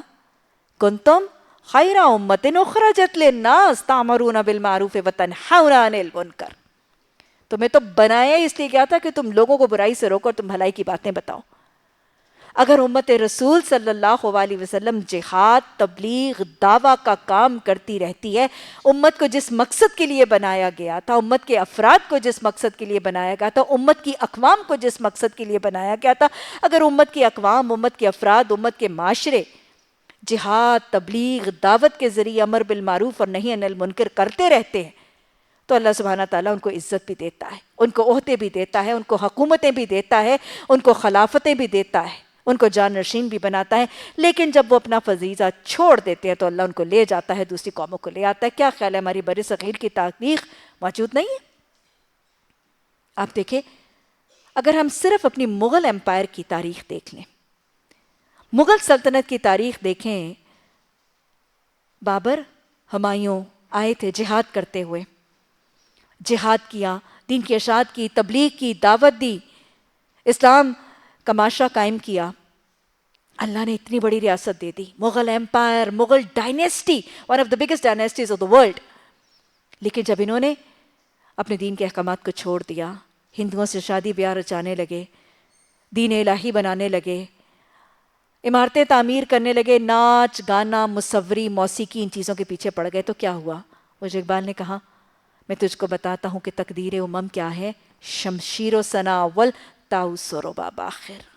جب شمشیر و ثنا ہوئی تو اللہ نے اتنی بڑی ریاست دے دی، اور جب طاؤس و رباب ناچ گانا آ گیا تو پھر اللہ سبحانہ تعالیٰ نے وہ ریاست لے لی، اور کتنے کوسوں دور سے لا کر اللہ سبحانہ تعالیٰ نے وہ انگریز حکمران، وہ چھوٹی سی ایسٹ انڈیا کمپنی کے ذریعے مسلط کر دیے۔ ایسا ہوا کہ نہیں؟ جب تک اللہ کے نظام کو تھامے رکھا، اللہ نے عہدہ دیا، اقتدار دیا، ریاست دی۔ جب اللہ کے نظام کو چھوڑ دیا، امر بالمعروف اور نہی عن المنکر کو ترک کر دیا، نظام الہی کو ترک کر دیا، تو اللہ سبحانہ تعالیٰ غیب سے کہیں سے اور قومیں لے آتا ہے اور ان کو پر مسلط کر دیتا ہے۔ میں تمہیں لے جاؤں گا، تمہاری جگہ کچھ اور لوگوں کو اٹھا دوں گا۔ پھر مسلمان اٹھے، انہوں نے پھر شمشیر و ثنا اول پکڑی، پھر کلمہ طیبہ کو تھاما، اللہ نے پھر دے دیا، اللہ نے خطہ تھما دیا۔ اگر آج طاؤس و رباب میں الجھ گئے، جو الجھے ہوئے نظر آ رہے ہیں، راتوں کو 3 بجے تک ناچ گانا، آج ہمارے حکمرانوں، ہمارے باغیوں، ہمارے حاکموں دونوں کے طریقے ہیں۔ آج اگر طاؤس و رباب میں الجھ گئے، آج اگر ہندوانہ طریقوں میں الجھ گئے، تو اللہ کا وعدہ ہے، میں تمہیں لے جاؤں گا اور تمہاری جگہ کسی اور کو لے آؤں گا۔ وہ جو اقبال نے کہا تھا، نہ سمجھو گے تو مٹ جاؤ گے ہندوستان والو، تمہاری داستان تک بھی نہ ہوگی داستانوں میں۔ یہ پاکستان بننے کے لیے رہا تھا، یہ مٹے گا نہیں، لیکن ہمیں اپنی آنکھیں کھولنی ہیں، کیونکہ اللہ کبھی اس قوم کی حالت نہیں بدلتا جب وہ اپنی حالت کو بدلنے کے بارے میں خود طریقہ کار اختیار نہ کرے۔ اس حالت کو بدلنا ہے، اور یہ حالت بدلے گی جب دل بدلیں گے، اور دل بدلیں گے اس قرآن کے ساتھ، جب نفس سے مطمئنہ پیدا کر دیا جائے گا اور نفس سے لوامہ زندہ کر دیا جائے گا۔ اور نفس سے لوامہ زندہ ہوتا ہے قرآن و حدیث کی تعلیمات کی اشاعت کے ساتھ۔ اے محمد صلی اللہ علیہ وسلم، کہہ دو لوگوں تم اپنی جگہ عمل کرتے رہو، میں بھی اپنی جگہ عمل کر رہا ہوں، ان قریب تمہیں معلوم ہو جائے گا کہ انجام کار کس کے حق میں بہتر ہوتا ہے۔ بہرحال یہ حقیقت ہے کہ ظالم کبھی فلاح نہیں پاتے۔ ان لوگوں نے اللہ کے لیے خود اسی کی پیدا کی ہوئی کھیتیوں اور مویشیوں میں سے ایک حصہ مقرر کر لیا ہے، اور کہتے ہیں کہ یہ اللہ کے لیے ہے بذوم خود، اور کہتے ہیں یہ ہمارے ٹھہرائے ہوئے شریکوں کے لیے۔ مشرکین مکہ کا یہ عمل اور یہ رویہ ایک دفعہ نہیں، بہت دفعہ ہم واضح کر چکے ہیں۔ آپ کو پتہ ہے کہ مشرکین مکہ فرشتوں کو اللہ کی بیٹیاں کہتے تھے، ان کے بت دیوتا دیویاں بناتے تھے، پھر ان کی پوجا پاٹ کرتے تھے، ان کے لیے نظریں، نیازیں، منتیں، مرادیں، چڑھاوے چڑھاتے تھے ان بتوں دیویوں کے لیے۔ کیوں؟ یہ اللہ کی بیٹیاں ہیں، یہ فرشتوں کے بت ہیں، ان کو خوش کریں گے، ان کو راضی کریں گے عبادتیں منتے مرادیں کر کے، تو یہ دو کام کریں گے، اللہ کے ہاں ہماری دعاؤں کی حاجت رسائی کریں گے، اور دوسرے اللہ کے ہاں قیامت کے دن ہماری بخشش کے لیے سفارش کریں۔ یہی مقاصد تھے نا۔ ہر دور میں جب پوجا پاٹ ہوئی ہے اللہ کے علاوہ تو مقاصد بنیادی طور پر یہی رہے۔ اب اس وجہ سے ان دیویوں، ان دیوتاؤں لات، منات، عزا، ان سب کو خوش کرنے کے لیے وہ کیا کرتے تھے کہ اپنے جانوروں اور اپنی کھیتیوں میں سے انہوں نے کچھ حصہ اللہ کے لیے اور کچھ حصہ انہوں نے اپنے دیویوں اور دیوتاؤں کے لیے مقرر کر دیا تھا۔ اللہ کو مانتے تھے کیونکہ دین ابراہیمی کا رنگ موجود تھا، اور دین ابراہیمی کی شکل اصل میں مسخ ہو کر بگڑ چکی تھی۔ اللہ کا حصہ مانتے تھے، اللہ کا حصہ دیتے تھے، اللہ کو رب اکبر کہتے تھے، لیکن اللہ کے یہ نائب اور ہیلپر بنا کر ان دیویوں، ان دیوتاؤں کو خوش کرنے کے لیے اپنی کھیتیوں اور اپنے جانوروں میں سے حصے مقرر کر دیتے تھے۔ جانوروں کے حصوں کا تذکرہ ہم پڑھ چکے ہیں کہ انہوں نے مختلف جانور جو ہیں وہ بنا لیے تھے، اور ہم سورہ مائدہ میں بھی پڑھ چکے ہیں، آگے پھر ان کا تذکرہ آئے گا کہ ان کو اپنے بتوں کے نام پر پن کر کے آزاد کر دیتے تھے۔ اسی طرح انہوں نے اپنی کھیتیوں میں سے بھی حصہ جو ہے وہ اپنے دیوتاؤں کے نام اور اللہ کے نام پر وقف کر دیا تھا۔ ہوتا کیا تھا پھر، جو حصہ ان کے ٹھہرائے ہوئے شریکوں کے لیے ہے وہ تو اللہ کو نہیں پہنچتا، مگر جو اللہ کے لیے ہے وہ ان کے شریکوں کو پہنچ جاتا ہے۔ کیسے برے فیصلے ہیں جو یہ لوگ کرتے ہیں۔ یہ کیا ہوتا تھا، کچھ کھیتیاں انہوں نے اللہ کے لیے مقرر کی تھی، اس کھیتی کی آؤٹ پٹ، اس کھیتی کی جو پیداوار ہوگی وہ ہم اللہ کے لیے غریبوں، مسکینوں، فقیروں کو دیں گے، اور اس کھیتی کی پیداوار جو ہے وہ ہم اپنے بتوں کے نام پر وقف کر دیں گے۔ ہوتا کیا تھا، ظاہر کھیتیاں ہیں، کبھی کسی کھیتی میں کاشت زیادہ ہوگی، کسی میں کم ہوگی۔ جب ان کے بتوں کے نام پر چھوڑی ہوئی کھیتیوں میں پیداوار کم ہوتی تھی تو ان کے بتوں کے حصے میں کمی آ جاتی تھی۔ یہ کیا کرتے تھے، یہ بڑی چابک دستی سے اللہ کے نام پر چھوڑی ہوئی کھیتیوں میں سے کچھ حصہ نکال کے اپنے بتوں کے نام کی کھیتیوں میں ڈال دیتے تھے، اور کیا کہتے تھے، کہتے تھے اللہ تو بے نیاز ہے، اللہ کو کیا فرق پڑتا ہے، ساری کائنات تو اللہ کی ہے، اللہ کے لیے تو باقی ساری کائنات ہے۔ یعنی بتوں کے ہیلپ لیس ہونے، ان کی قدرت، ان کی طاقت، ان کی حکومت کو سمجھنے کے باوجود ان کی پوجا پاٹ کرتے تھے، اور ناانصافی بھی کرتے تھے، اللہ کے حق میں کمی بھی کرتے تھے۔ اور پھر آن دا وائس ورسا، اگر ان دا کانٹری، اگر اس کے علاوہ کوئی کام ہوتا کہ اللہ کے نام پر جو کھیتی وقف کی تھی اگر اس کی پیداوار میں کمی ہو جاتی تو کبھی بھی اپنے بتوں کی کھیتیوں میں سے نکال کے اللہ کے نام پر ایکسٹرا اس کو کمپنسیٹ نہیں کرتے تھے۔ ان کی ناانصافی بھی تھی، ان کا بدترین شرک بھی تھا، اور ان کی جہالت اور ان کی لا علمی بھی تھی۔ یہ تو کرتے تھے مکہ والے، لیکن یہ بات میں بہت دفعہ کہتی ہوں اور صحیح کہتی ہوں، مکہ والے آج یہاں پہ بھی موجود ہیں، مکہ والوں کے رویے بھی یہاں موجود ہیں، اس سے زیادہ بدتر طریقے میں۔ ہاں شکلیں بدل گئیں۔ ہوتا کیا ہے، ہمارے مالوں میں بھی اللہ کا بھی حصہ ہے، صدقہ اور زکوٰۃ کی شکل میں، اور ہم نے اپنے دنیا کے بتوں کے لیے، بت ہی تو ہیں، لباسوں کی محبت دل کی بت ہے، گھروں کو سجانا یہ کیا ہے، گھروں کی محبتوں کا بت ہے، خوبصورت گاڑیوں کے بت ہیں، اچھے کھانے پینے کے خواہشات کے بت ہیں، تو یہ آرزوؤں کے، یہ تمناؤں کے، دنیا کو سجانے اور دنیا کے بنانے کے بت بھی تو ہم نے اپنے دلوں میں بسا رکھے ہیں، اور ان بتوں کی خواہشات کے لیے بھی تو ہم اپنا مال خرچ کرتے ہیں کہ نہیں ہے؟ دنیا کے بتوں کے لیے بھی تو مال خرچ کیا جا رہا ہے۔ ہوتا کیا ہے، جب مال کی تنگی آتی ہے تو سب سے پہلے زد کس کے حصے پر پڑتی ہے، آرزوؤں کے بتوں پر یا اللہ کے حصے پر؟ بتائیے نا، سب سے پہلے کیا نکلتا ہے؟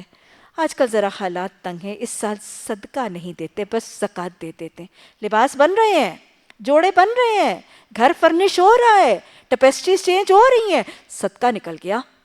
سب سے پہلے جب مالی تنگی آتی ہے تو سب سے پہلے کس چیز پر زد پڑتی ہے؟ سب سے پہلے چھوڑنے والا مسلمان کیا چھوڑتا ہے؟ سب سے پہلے وہ جنت کی خریداری کے سودے کی قیمت چھوڑی جاتی ہے۔ اس سے زیادہ ہاتھ تنگ ہو گیا، اچھا اگلے سال دونوں سالوں کی زکوٰۃ دے دیں گے، حالانکہ اسی سال عید کے بعد کے جوڑے بھی بنتے ہیں، عید کی سوداگری بھی ہوتی ہے، عید کے لیے گروسریز بھی لی جاتی ہیں، سب کچھ، لیکن اسی رمضان کے مہینے میں زکوٰۃ میں کمی آ جاتی ہے۔ تو یہ وہی طریقہ ہے، یہ وہی طریقہ ہے کہ اللہ کے حصے میں کمی ہوتی ہے، دنیا کے بتوں کے حصے میں کمی نہیں ہوتی۔ اسی طرح بہت سے مشرکوں کے لیے ان کے شریکوں نے اپنی اولاد کے قتل کو ان کے لیے خوشنما بنا دیا تاکہ ان کو ہلاکت میں مبتلا کر دیں اور ان کے دین کو مشتبہ بنا دیں. اگر اللہ چاہتا تو وہ ایسا نہ کرتے، لہٰذا انہیں چھوڑ دو، اپنی افتراء پردازیوں میں لگے ہوئے ہیں. اللہ سبحانہ تعالیٰ مشرکین مکہ کا ایک اور غلط رویہ اور ایک اور بہت ہی بھونڈا اور بہت ہی بڑا کبیرہ گناہ کا تذکرہ کر رہے ہیں کہ وہ اپنی اولادوں کا قتل کرتے تھے. اور اللہ سبحانہ تعالیٰ یہ فرما رہے ہیں کہ قتل اولاد کو بھی شیطان نے ان کے لیے خوشنما بنا دی. یعنی کہ ایک نیکی کا عمل کر کے، بھلائی کا عمل کر کے، خیر کا عمل کر کے، یا اپنے اس گناہ کے عمل کو جسٹیفائی کر کے، شوگر کوٹڈ کر کے شیطان ان کو پریزنٹ کرتا ہے. اور قتل اولاد جیسا گناہ ان لوگوں کو اپنا برا نہیں لگتا. مشرکین مکہ کے اندر قتل اولاد ایک بہت بڑا عمل تھا جو اس معاشرے میں بہت رچا بسا گڑا ہوا تھا. مختلف طریقوں سے قتل اولاد عرب کے اندر رائج تھا. سب سے پہلے تو وہ اپنی بیٹیوں کو قتل کرتے تھے، اور بیٹیوں کو قتل کرنے کی وجوہات ہمیں ایک تو یہ پتہ چلتی ہیں کہ عرب معاشرے کے اندر وہ بیٹیوں کو اس لیے قتل کرتے تھے فقر و فاقہ کے ڈر سے. کمزور ہیں، عورتیں ہیں، نہ کمائیں گی، صرف کھائیں گی، ان کو بٹھا کے کہاں تک کھلاتے رہیں گے. فقر و فاقہ کے ڈر سے، مالی تنگی کے ڈر سے بیٹیوں کو قتل کرتے تھے. پھر اپنی بیٹیوں کو قتل کرتے تھے اس ڈر سے کہ جب ہمارے اوپر ہمارے دشمن قومیں، کوئی دوسرے قبیلے ہم پر حملہ آور ہوں گے، جو کہ ان کا طریقہ تھا اس معاشرے میں، تو کمائی کا طریقہ ہی راہزنی ڈکیتی تھی نا. تو جب وہ ہم پر حملہ کریں گے تو ہماری عورتوں کو اور ہماری بچیوں کو جب لوٹ مار کا سامان بنا کے، لونڈی بنا کے لے جائیں گے تو ان کو بیاہیں گے تو ہماری نسل کشی بھی ہوگی اور ہماری ذلت بھی ہوگی. ہماری بیٹیوں کو اپنی لونڈیاں بنائیں گے اور ہماری بیٹیوں کے ساتھ اپنے حرم آباد کریں گے تو گویا ہمارے قبیلے کی ناک کٹے گی اور ہمارے قبیلے کی بےزتی اور ذلت اور رسوائی ہوگی. بجائے اس کے اور باوجود اس کے کہ مرد بنتے، باپ بنتے، بھائی بنتے، محافظ بنتے ان بیٹیوں کے محافظ بننے کے بجائے الٹا ان کا گلا دبا کے ان کو زندہ درگور کر کے معاملہ قصہ پاک کر دیتے تھے اپنے آپ کو ذلت سے بچانے کے لیے. یہ سب سے بڑی ذلت تھی جس کا کام یہ خود کرتے تھے، کہ دنیا اور آخرت کی ذلت کا کام کر لیتے تھے اپنے آپ کو بزدلی سے بچانے کے لیے. تیسری وجہ جس وجہ سے یہ اپنی بیٹیوں کو قتل کرتے تھے، ان کا خیال ہوتا تھا کہ یہ بیٹی جب بیاہ کے کسی گھر میں جائے گی تو ایک تو اس داماد کو ہمیں اس کی وراثت کا شاید کچھ حصہ دینا پڑے گا، اور دوسری بات یہ ہے کہ اس داماد کے آگے جھکنا پڑے گا. عرب کا یہ نام تھا کہ داماد کے آگے جھکنا ان کا ایک طریقہ کار. اور آپ آگے چل کے دیکھیں گے کہ رسول اللہ صلی اللہ علیہ وسلم کے کچھ نکاح بھی اسی غرض اور مقصد سے کروائے گئے کہ کچھ قبیلوں میں آپ کے نکاح کروا دیے گئے تاکہ وہ آپ صلی اللہ علیہ وسلم کو اپنا داماد بنا کے دشمنی سے باز آ جائے. تو ان کا نام تھا. اس ذلت اور رسوائی سے بچنے کے لیے اپنی بیٹیوں کو قتل کرتے تھے. دوسرا قتل کا طریقہ، یہ اپنے بیٹوں کو بھی قتل کرتے تھے. چھوٹی عمر کے بچوں کو سب کو ہی قتل کر ڈالتے، بیٹیوں بیٹوں سب کو قتل کر دیتے تھے فقر و فاقہ سے ڈر کے، بھوک افلاس کے ڈر سے. کیونکہ آپ کو یہ علم ہوگا کہ ان کے ہاں مالی تنگی بہت شدید تھی. نہ کوئی زراعت، نہ کوئی کھیتی، نہ کوئی صنعت، تجارت بھی کوئی لمبی چوڑی نہیں تھی، پر لوٹ مار راہزنی ڈکیتی ان کا ایک طریقہ تھا. تو مالی افلاس بہت زیادہ، بھوک، فقر و فاقہ، اکنامک ٹائٹنس بہت زیادہ تھی. تو اس لیے یہ اپنے بچوں کو قتل کر دیتے تھے کہ یہ چھوٹے ہیں، یہ کمانے کے قابل نہیں، فیڈنگ ماؤتھ سے ارننگ ہینڈز نہیں ہیں. حالانکہ مولانا مودودی رحم اللہ بہت خوبی فرماتے ہیں کہ ہر آنے والا بچہ ایک منہ اور دو ہاتھ لے کر آتا ہے. اگر ان دو ہاتھوں کو اچھی طرح سے ٹرین اور تربیت دی جائے تو وہ ایک منہ کو نہیں، وہ کسی اور منہ کو بھی بھرنے کے قابل ہو جاتا ہے. اصل بات یہ کہ ان دو ہاتھوں کو تربیت دینا اس ایک منہ کو زہر پلا کر قتل کرنے سے بہتر ہے. دو ہاتھوں کو تربیت دینا تاکہ وہ مین پاور بن جائیں معاشرے کے لیے اور ملک و ملت کے لیے، یہ اصل میں بہتر طریقہ ہے. اور ضبط ولادت کے خلاف بھی مولانا یہی لاجک دیتے ہیں. اسلام میں ضبط ولادت کا تصور آپ سب کو میں تجویز دوں گی کہ یہ کتاب ضروری پڑھیے. اور اسلام میں جو فیملی لیمیٹیشن کا کانسیپٹ ہے، اس سے بہتر جو ہے وہ قائل کرنے کا تصور آپ کو اور کہیں سے نہیں ملے گا. اتنی خوبصورت تحریر ہے مولانا مودودی رحم اللہ کی کہ اسلام میں ضبط ولادت یعنی فیملی لیمیٹیشن کا کانسیپٹ کیا ہے، اتنی خوبصورت لاجک کے ساتھ، کیونکہ لاجک مولانا مودودی رحم اللہ پہ ختم ہے. ان سے زیادہ خوبصورت لاجیکل طریقے سے کوئی بات سمجھا نہیں سکتا مفسرین قرآن میں سے. اتنی خوبصورت لاجک سے سمجھاتے ہیں. مجھے یاد ہے میں نے ایک دفعہ اپنی ہمسائی کو، انہوں نے مجھ سے سوال کیا کہ اسلام میں نا ضبط ولادت کا یا فیملی پلاننگ اور لیمیٹیشن کا کیا تصور ہے. تو میں نے خود جواب دینے کی بجائے اب تب میں خود بھی بالکل انیشلی ابھی قرآن پڑھی تھی، تو مجھے لگا کہ میں خود تو شاید سرا صدر ہوں، لیکن میں اتنی فصاحت سے شاید ان کو بتا نہ سکوں. تو میں نے کہا میں تمہیں خود بھی بتاؤں گی، لیکن اس سے پہلے تم ایسے کرو گے، یہ کتاب ہے تم یہ پڑھ لو، کیونکہ اس کو پڑھنے کے بعد ہی میں بھی شرح صدر ہوئی ہوں. تو میں نے ان کو کتاب بھیجی، اور نہ 4 دن کے بعد وہ کتاب واپس آ گئی. تو میں نے کہا کیوں پڑھ لی ہے تم نے، 4 دنوں میں ہی پڑھ لی؟ کہتی نہیں، میں نے آدھی پڑھی ہے، اور آدھی پڑھ کے مجھے لگ رہا ہے کہ میں قائل ہو جاؤں گی، اور اگر میں قائل ہو گئی تو میری زندگی بڑی مشکل ہو جائے گی، میں اتنا مشکل عمل کر نہیں سکتی، اس لیے میں تمہیں واپس کر رہی ہوں. مجھے بات سمجھ میں آ گئی ہے، لیکن اس سے زیادہ میں پڑھنا نہیں چاہتی، ورنہ پھر میں کنونس ہو جاؤں گی، میرے لیے عمل جو ہے وہ ممکن نہیں ہے اس چیز پر. تو بہرحال بہت ہی خوبصورت کتاب ہے. اگر آپ اسلام میں لمیٹیشن، فیملی لمیٹیشن اور فیملی پلاننگ کا تصور کیا ہے اس کو سمجھنا چاہتے ہیں تو میرا مشورہ ہے اس کتاب کو ضرور پڑھیے، ہماری لائبریری میں موجود ہے. بہرکیف یہ کیا کرتے تھے کہ یہ اپنی اولاد کو فقر و فاقہ کے ڈر اور بھوک کے ڈر سے اپنی اولادوں کو قتل کر دیتے تھے. اس میں بیٹے بیٹیاں بھی چھوٹی عمر کے شامل تھے. اور پھر تیسری شکل ان کی یہ تھی جو اللہ یہاں پہ فرما رہے ہیں کہ اپنے بتوں کو خوش کرنے کے لیے اپنے بچوں کی، صرف جانوروں کی نہیں، صرف جانوروں کو ذبح نہیں کرتے تھے، اپنے بچوں کی گردنیں کاٹ کے ان کو ذبح کر کے اپنے بتوں کو خوش کرتے تھے. تو یہ 3 طریقے قتل اولاد کے عربوں کے معاشرے کے اندر رائج تھے. بیٹیوں کے قتل کے لیے تو ہم دیکھتے ہیں کہ حیات طیبہ میں رسول اللہ صلی اللہ علیہ وسلم کے پاس وہ کتنے لوگ آئے جنہوں نے اعتراف خطا کیا، اور کتنے کتنے واقعات انہوں نے سنائے بھی. ان کا طریقہ یہ ہوتا تھا کہ یہ جب کسی مرد کی کسی بیوی کو حمل ہوتا تھا تو وہ اس کے سامنے گڑھا کھود دیتا تھا، اور گڑھا کھود کے اس کو حمل کی خبر پر ہی بتا دیتا تھا کہ دیکھ اگر تیرے ہاں بیٹی پیدا ہوئی تو مجھے خبر نہ دینا، اپنی بیٹی کو مجھے بتائے بغیر اس گڑھے میں دبا دینا تاکہ میں ذلت سے دوچار نہ ہوں. یہ ان کا طریقہ تھا.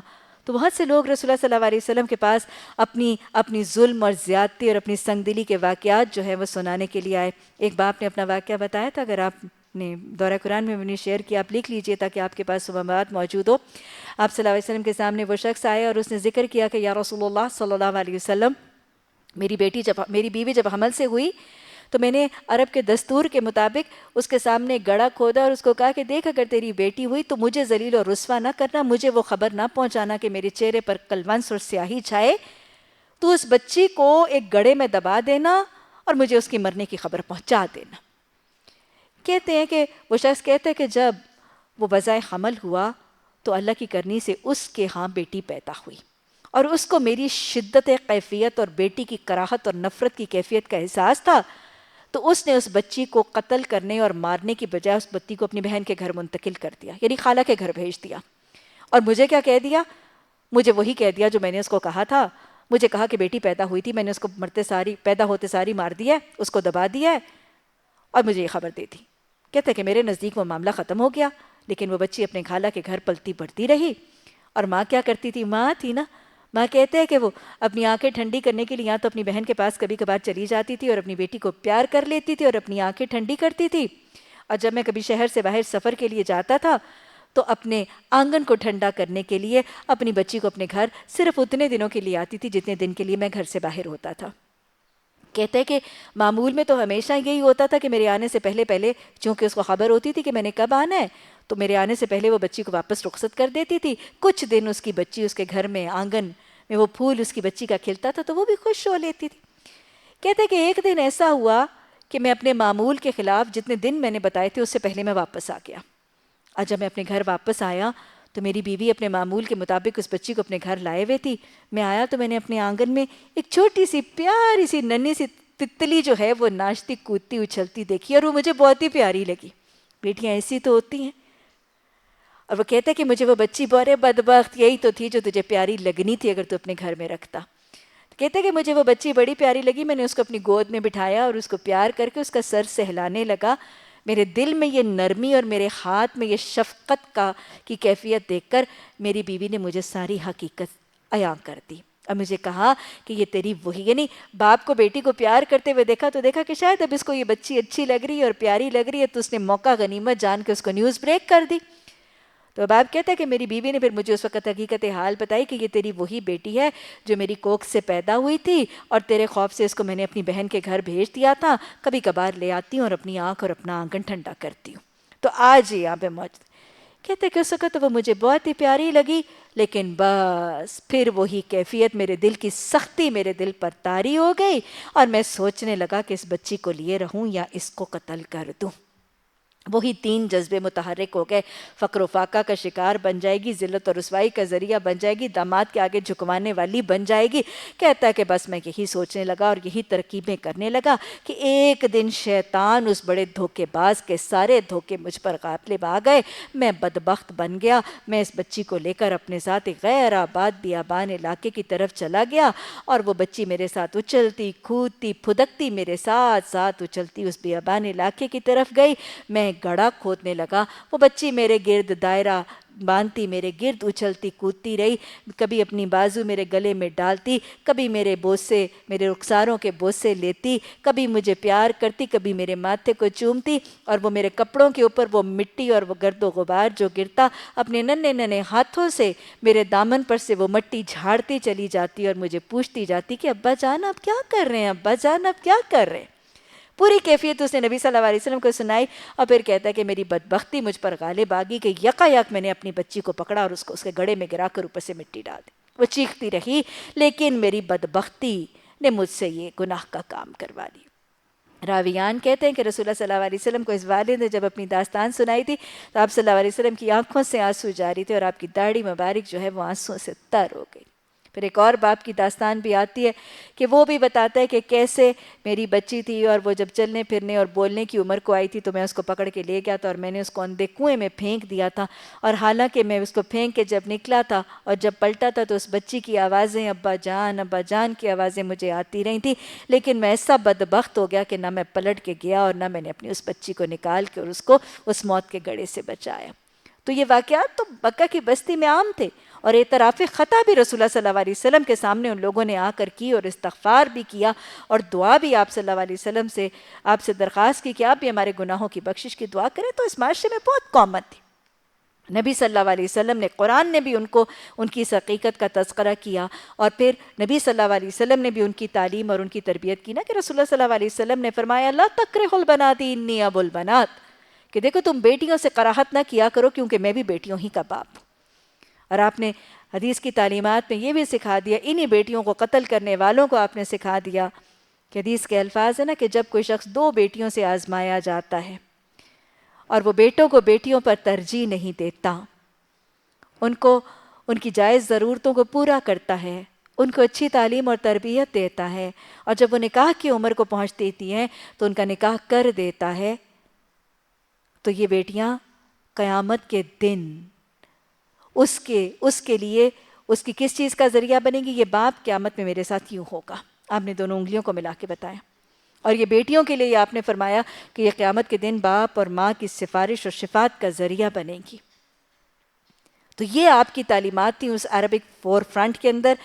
اب یہ تعلیمات جب آئیں تو نبی صلی اللہ علیہ وسلم کے صحابہ اکرام اپنی بیٹیوں کو قتل کرنا تو درکنار، آپ پرایوں کی یتیم بچیوں کو گود لینے والے خوش نصیب صحابہ اکرام بن گئے۔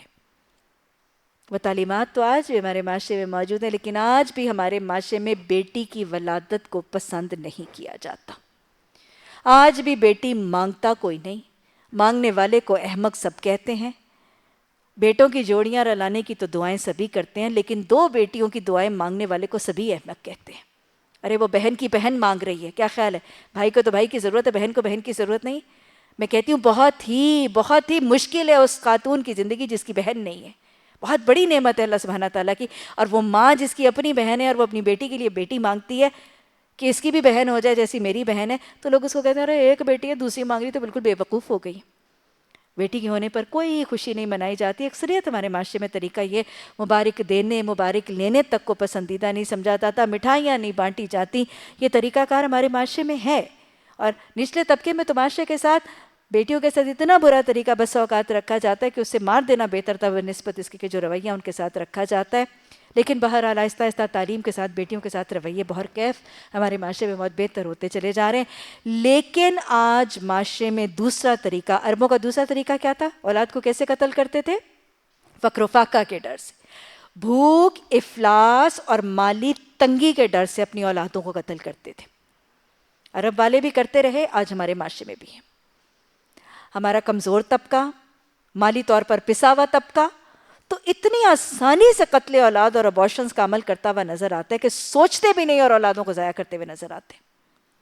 لیکن میں آپ کو بتا دوں کہ یہ صرف بھوکا، کمزور اور معاشرے کا نچلا طبقہ یہ کام نہیں، معاشرے کا کھاتا پیتا طبقہ بھی یہ کام کرتا ہوا نظر آ رہا ہے.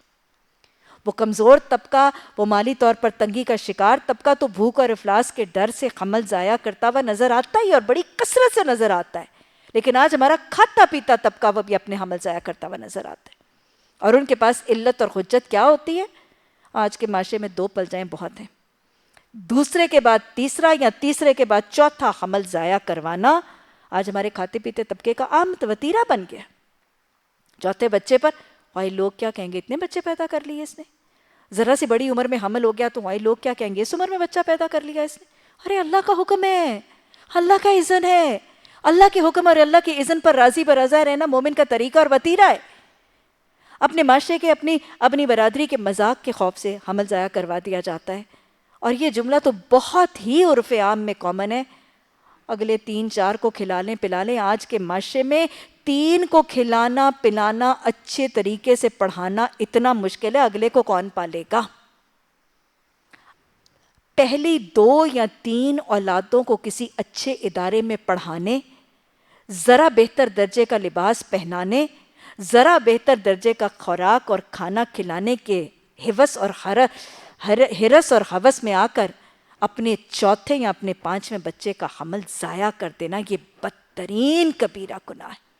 اللہ نے قرآن میں واضح طور پر کبیرہ گناہ کا نام اور کہیں نہیں لیا.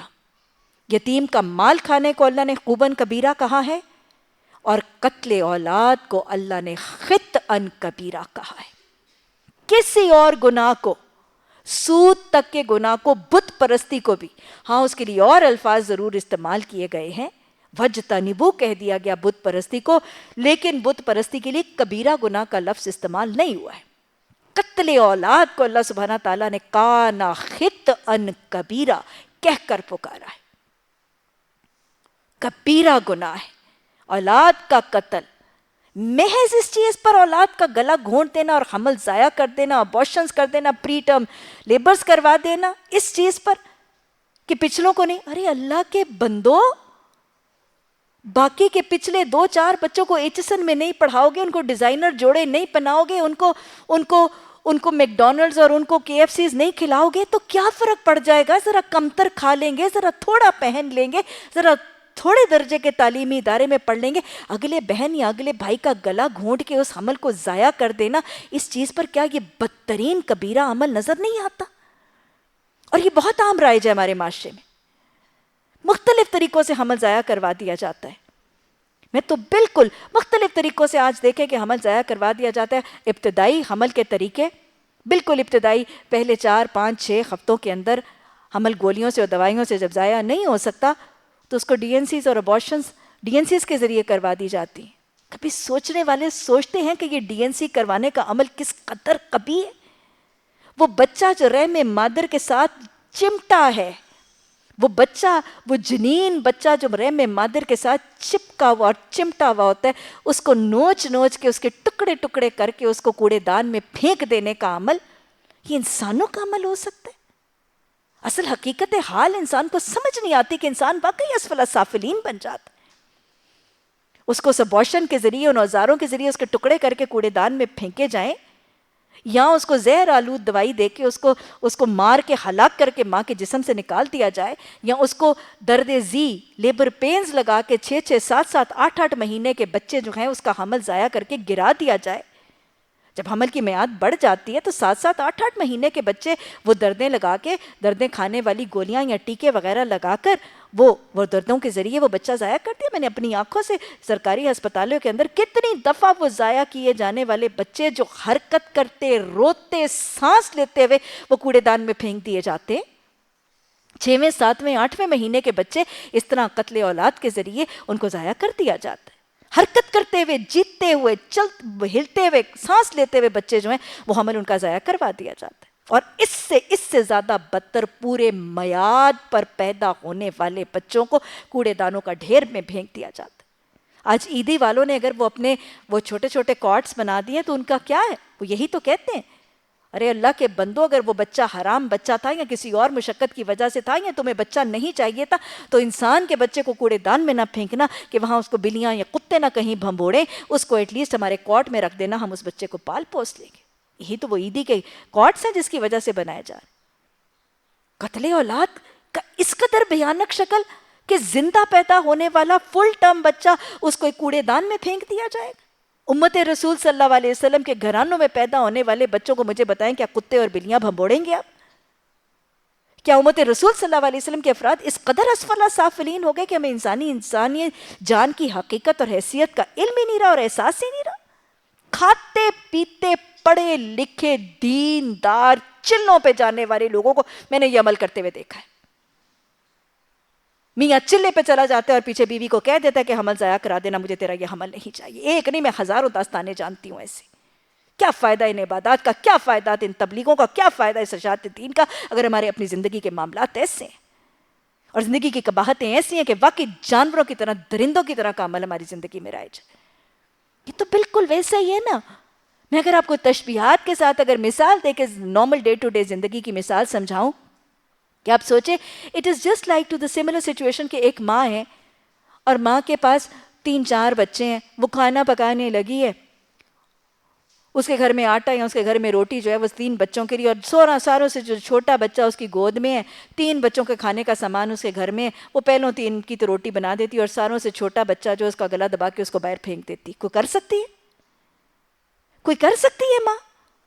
جب وہ بچہ گود میں آ جائے گا تب تو وہ روٹی بانٹ کے چاروں کو دے دے گی، جسٹ بیکاز کہ وہ بچہ رحم مادر میں اور وہ نظر نہیں آتا تو اس کے ساتھ ٹکڑے کر کے پھینکا جا سکتا ہے۔ کبھی کوئی ماں ایسے کر سکتی ہے؟ گھر میں کھانا، روٹی، اناج، گندم کم ہو جائے تو پہلے 3 کو کھلا کے جو ماں کے گود کے اندر بچہ ہے اس کا گلا کاٹ کے اس کے ٹکڑے کر کے اس کو باہر پھینک دے کوڑے میں؟ کر سکتی ہے ماں؟ فرق صرف یہی ہے کہ وہ بچہ گود میں اور دوسرا بچہ رحم مادر میں۔ یا کبھی ماں ایسے کر سکتی ہے کہ ایک یا پہلے 2 بچوں کے اسکول کی فیس کے پیسے نہ رہیں تو وہ جو اپنی گود والا بچہ ہے اس کے فیڈر میں زہر ڈال کے اس کو مار دے؟ کر سکتی ہے کوئی ماں یا کرتی ہے کوئی ماں؟ ارے وہ بچہ میری گود میں تھا اور وہ دوسرا بچہ رحم مادر میں تھا، فرق تو صرف اتنا ہی تھا، یہ آنکھوں کو نظر آتا تھا، وہ آنکھوں سے اوجھل تھا، اس کو معاشرہ دیکھتا تھا، اس کو معاشرہ دیکھتا نہیں تھا۔ یا کبھی کوئی باپ ایسے کر سکتا ہے کہ اس کے پاس اپنے پہلے 2 یا 3 بچوں کو کھلانے پلانے یا ان کو پہنانے یا ان کو لباس اڑانے کے پیسے نہ ہوں تو وہ گھر میں آئے اور ساروں سے چھوٹے بچے کو بازو سے پکڑ کے گھر سے باہر دھکیل کے دروازہ بند کر کے اس کو رونے بلکنے اور مرنے اور سسکنے کے لیے چھوڑ دے؟ کوئی باپ کر سکتا ہے ایسے؟ آج وہ باپ جو خود اپنی بیویوں کو کہہ دیتے ہیں اس عمل کو ضائع کرا دو، میں نہیں پال سکتا تمہارا اگلا بچہ، یہ کیا ہے؟ اسی چیز کے مطابق ہی تو ہے۔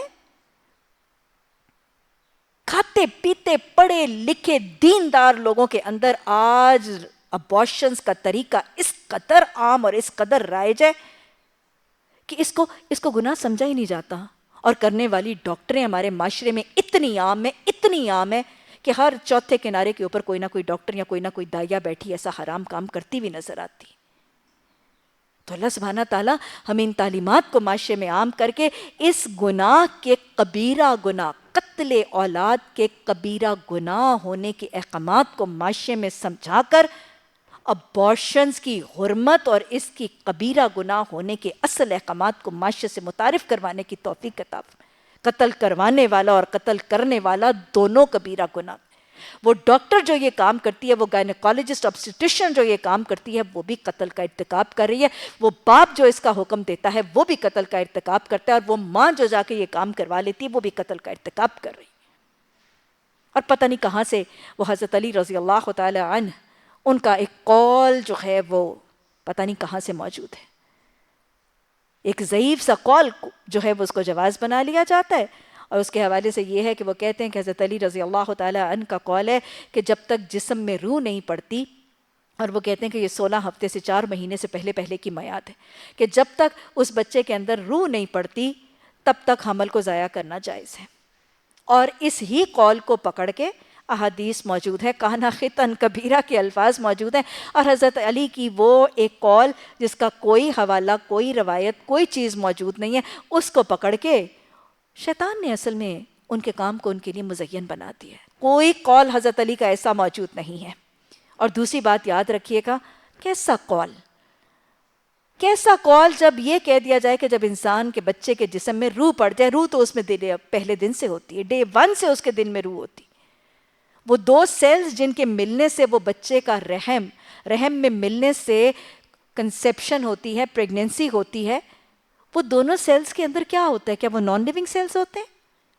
بتائیں، وہ ایگ سیل اور وہ سپرم سیل کیا وہ نان لیونگ سیلز ہوتے ہیں؟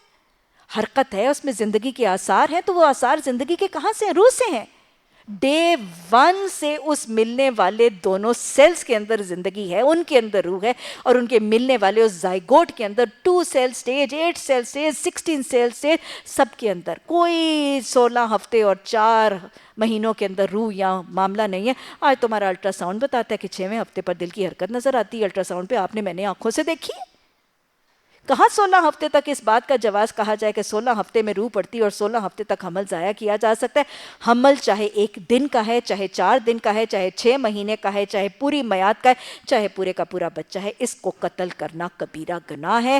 ابارشن انڈر نو کنڈیشنز جائز اور حلال ہے، اس کے کبیرہ گناہ ہونے میں کوئی شک اور تردد موجود نہیں ہے، یہاں تک کہ اگر وہ حمل ہو جانے والا بچہ تمام تر ٹیکنالوجی کے ساتھ ایب نارمل بھی ثابت ہو جائے، اگر وہ بچہ ایب نارمل بھی ثابت ہو جائے تو بھی ایسے حمل کو ضائع کرنا خطأً کبیرہ ہی ہے۔ اگر وہ ایب نارمل ہے تو آنے والی تکلیف اللہ کے حکم سے ہوگی۔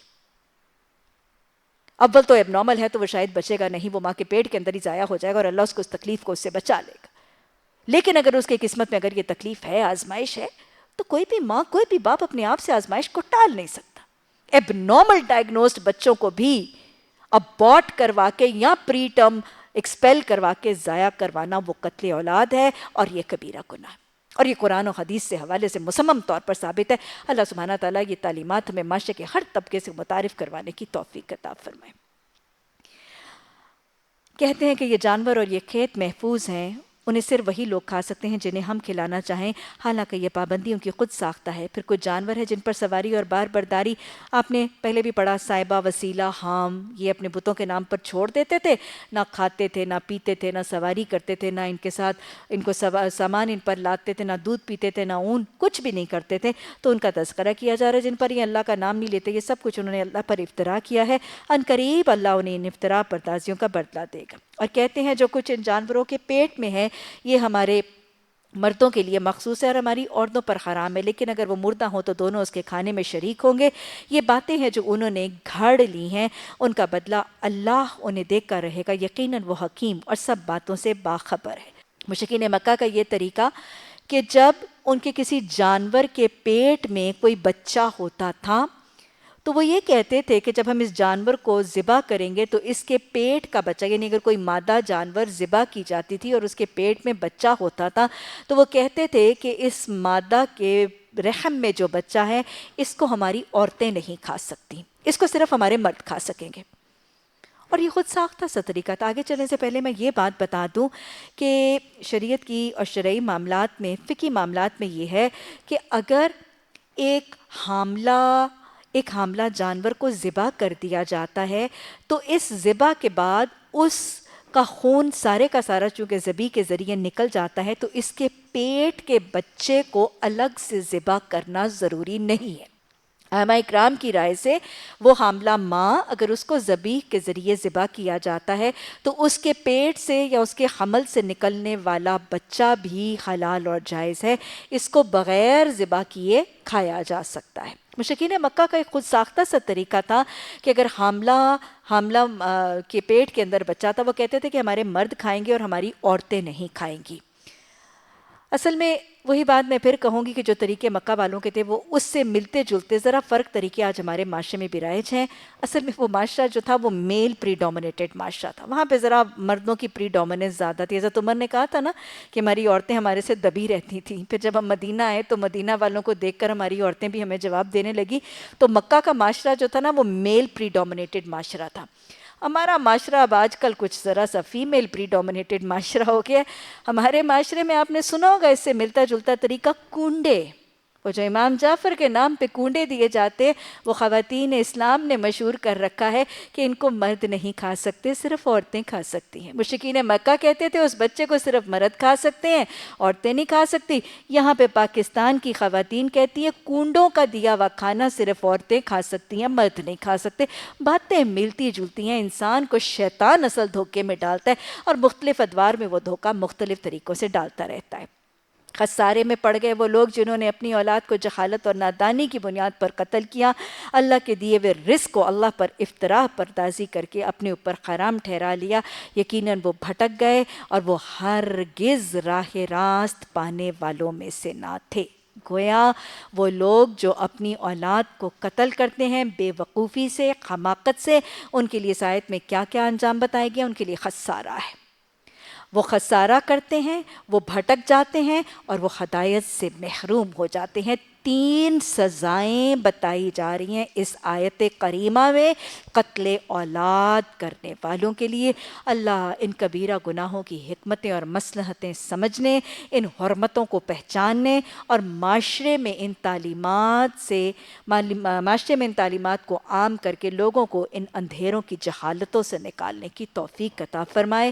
ربنا لا تزغ قلوبنا بعد إذ هديتنا وهب لنا من لدنك الرحمة إنك أنت الوهاب سبحانك اللهم وبحمدك نشهد أن لا إله إلا أنت نستغفرك ونتوب إليك سبحان ربك رب العزة عما يصفون وسلام على المرسلين والحمد لله رب العالمين آمين ثم آمين۔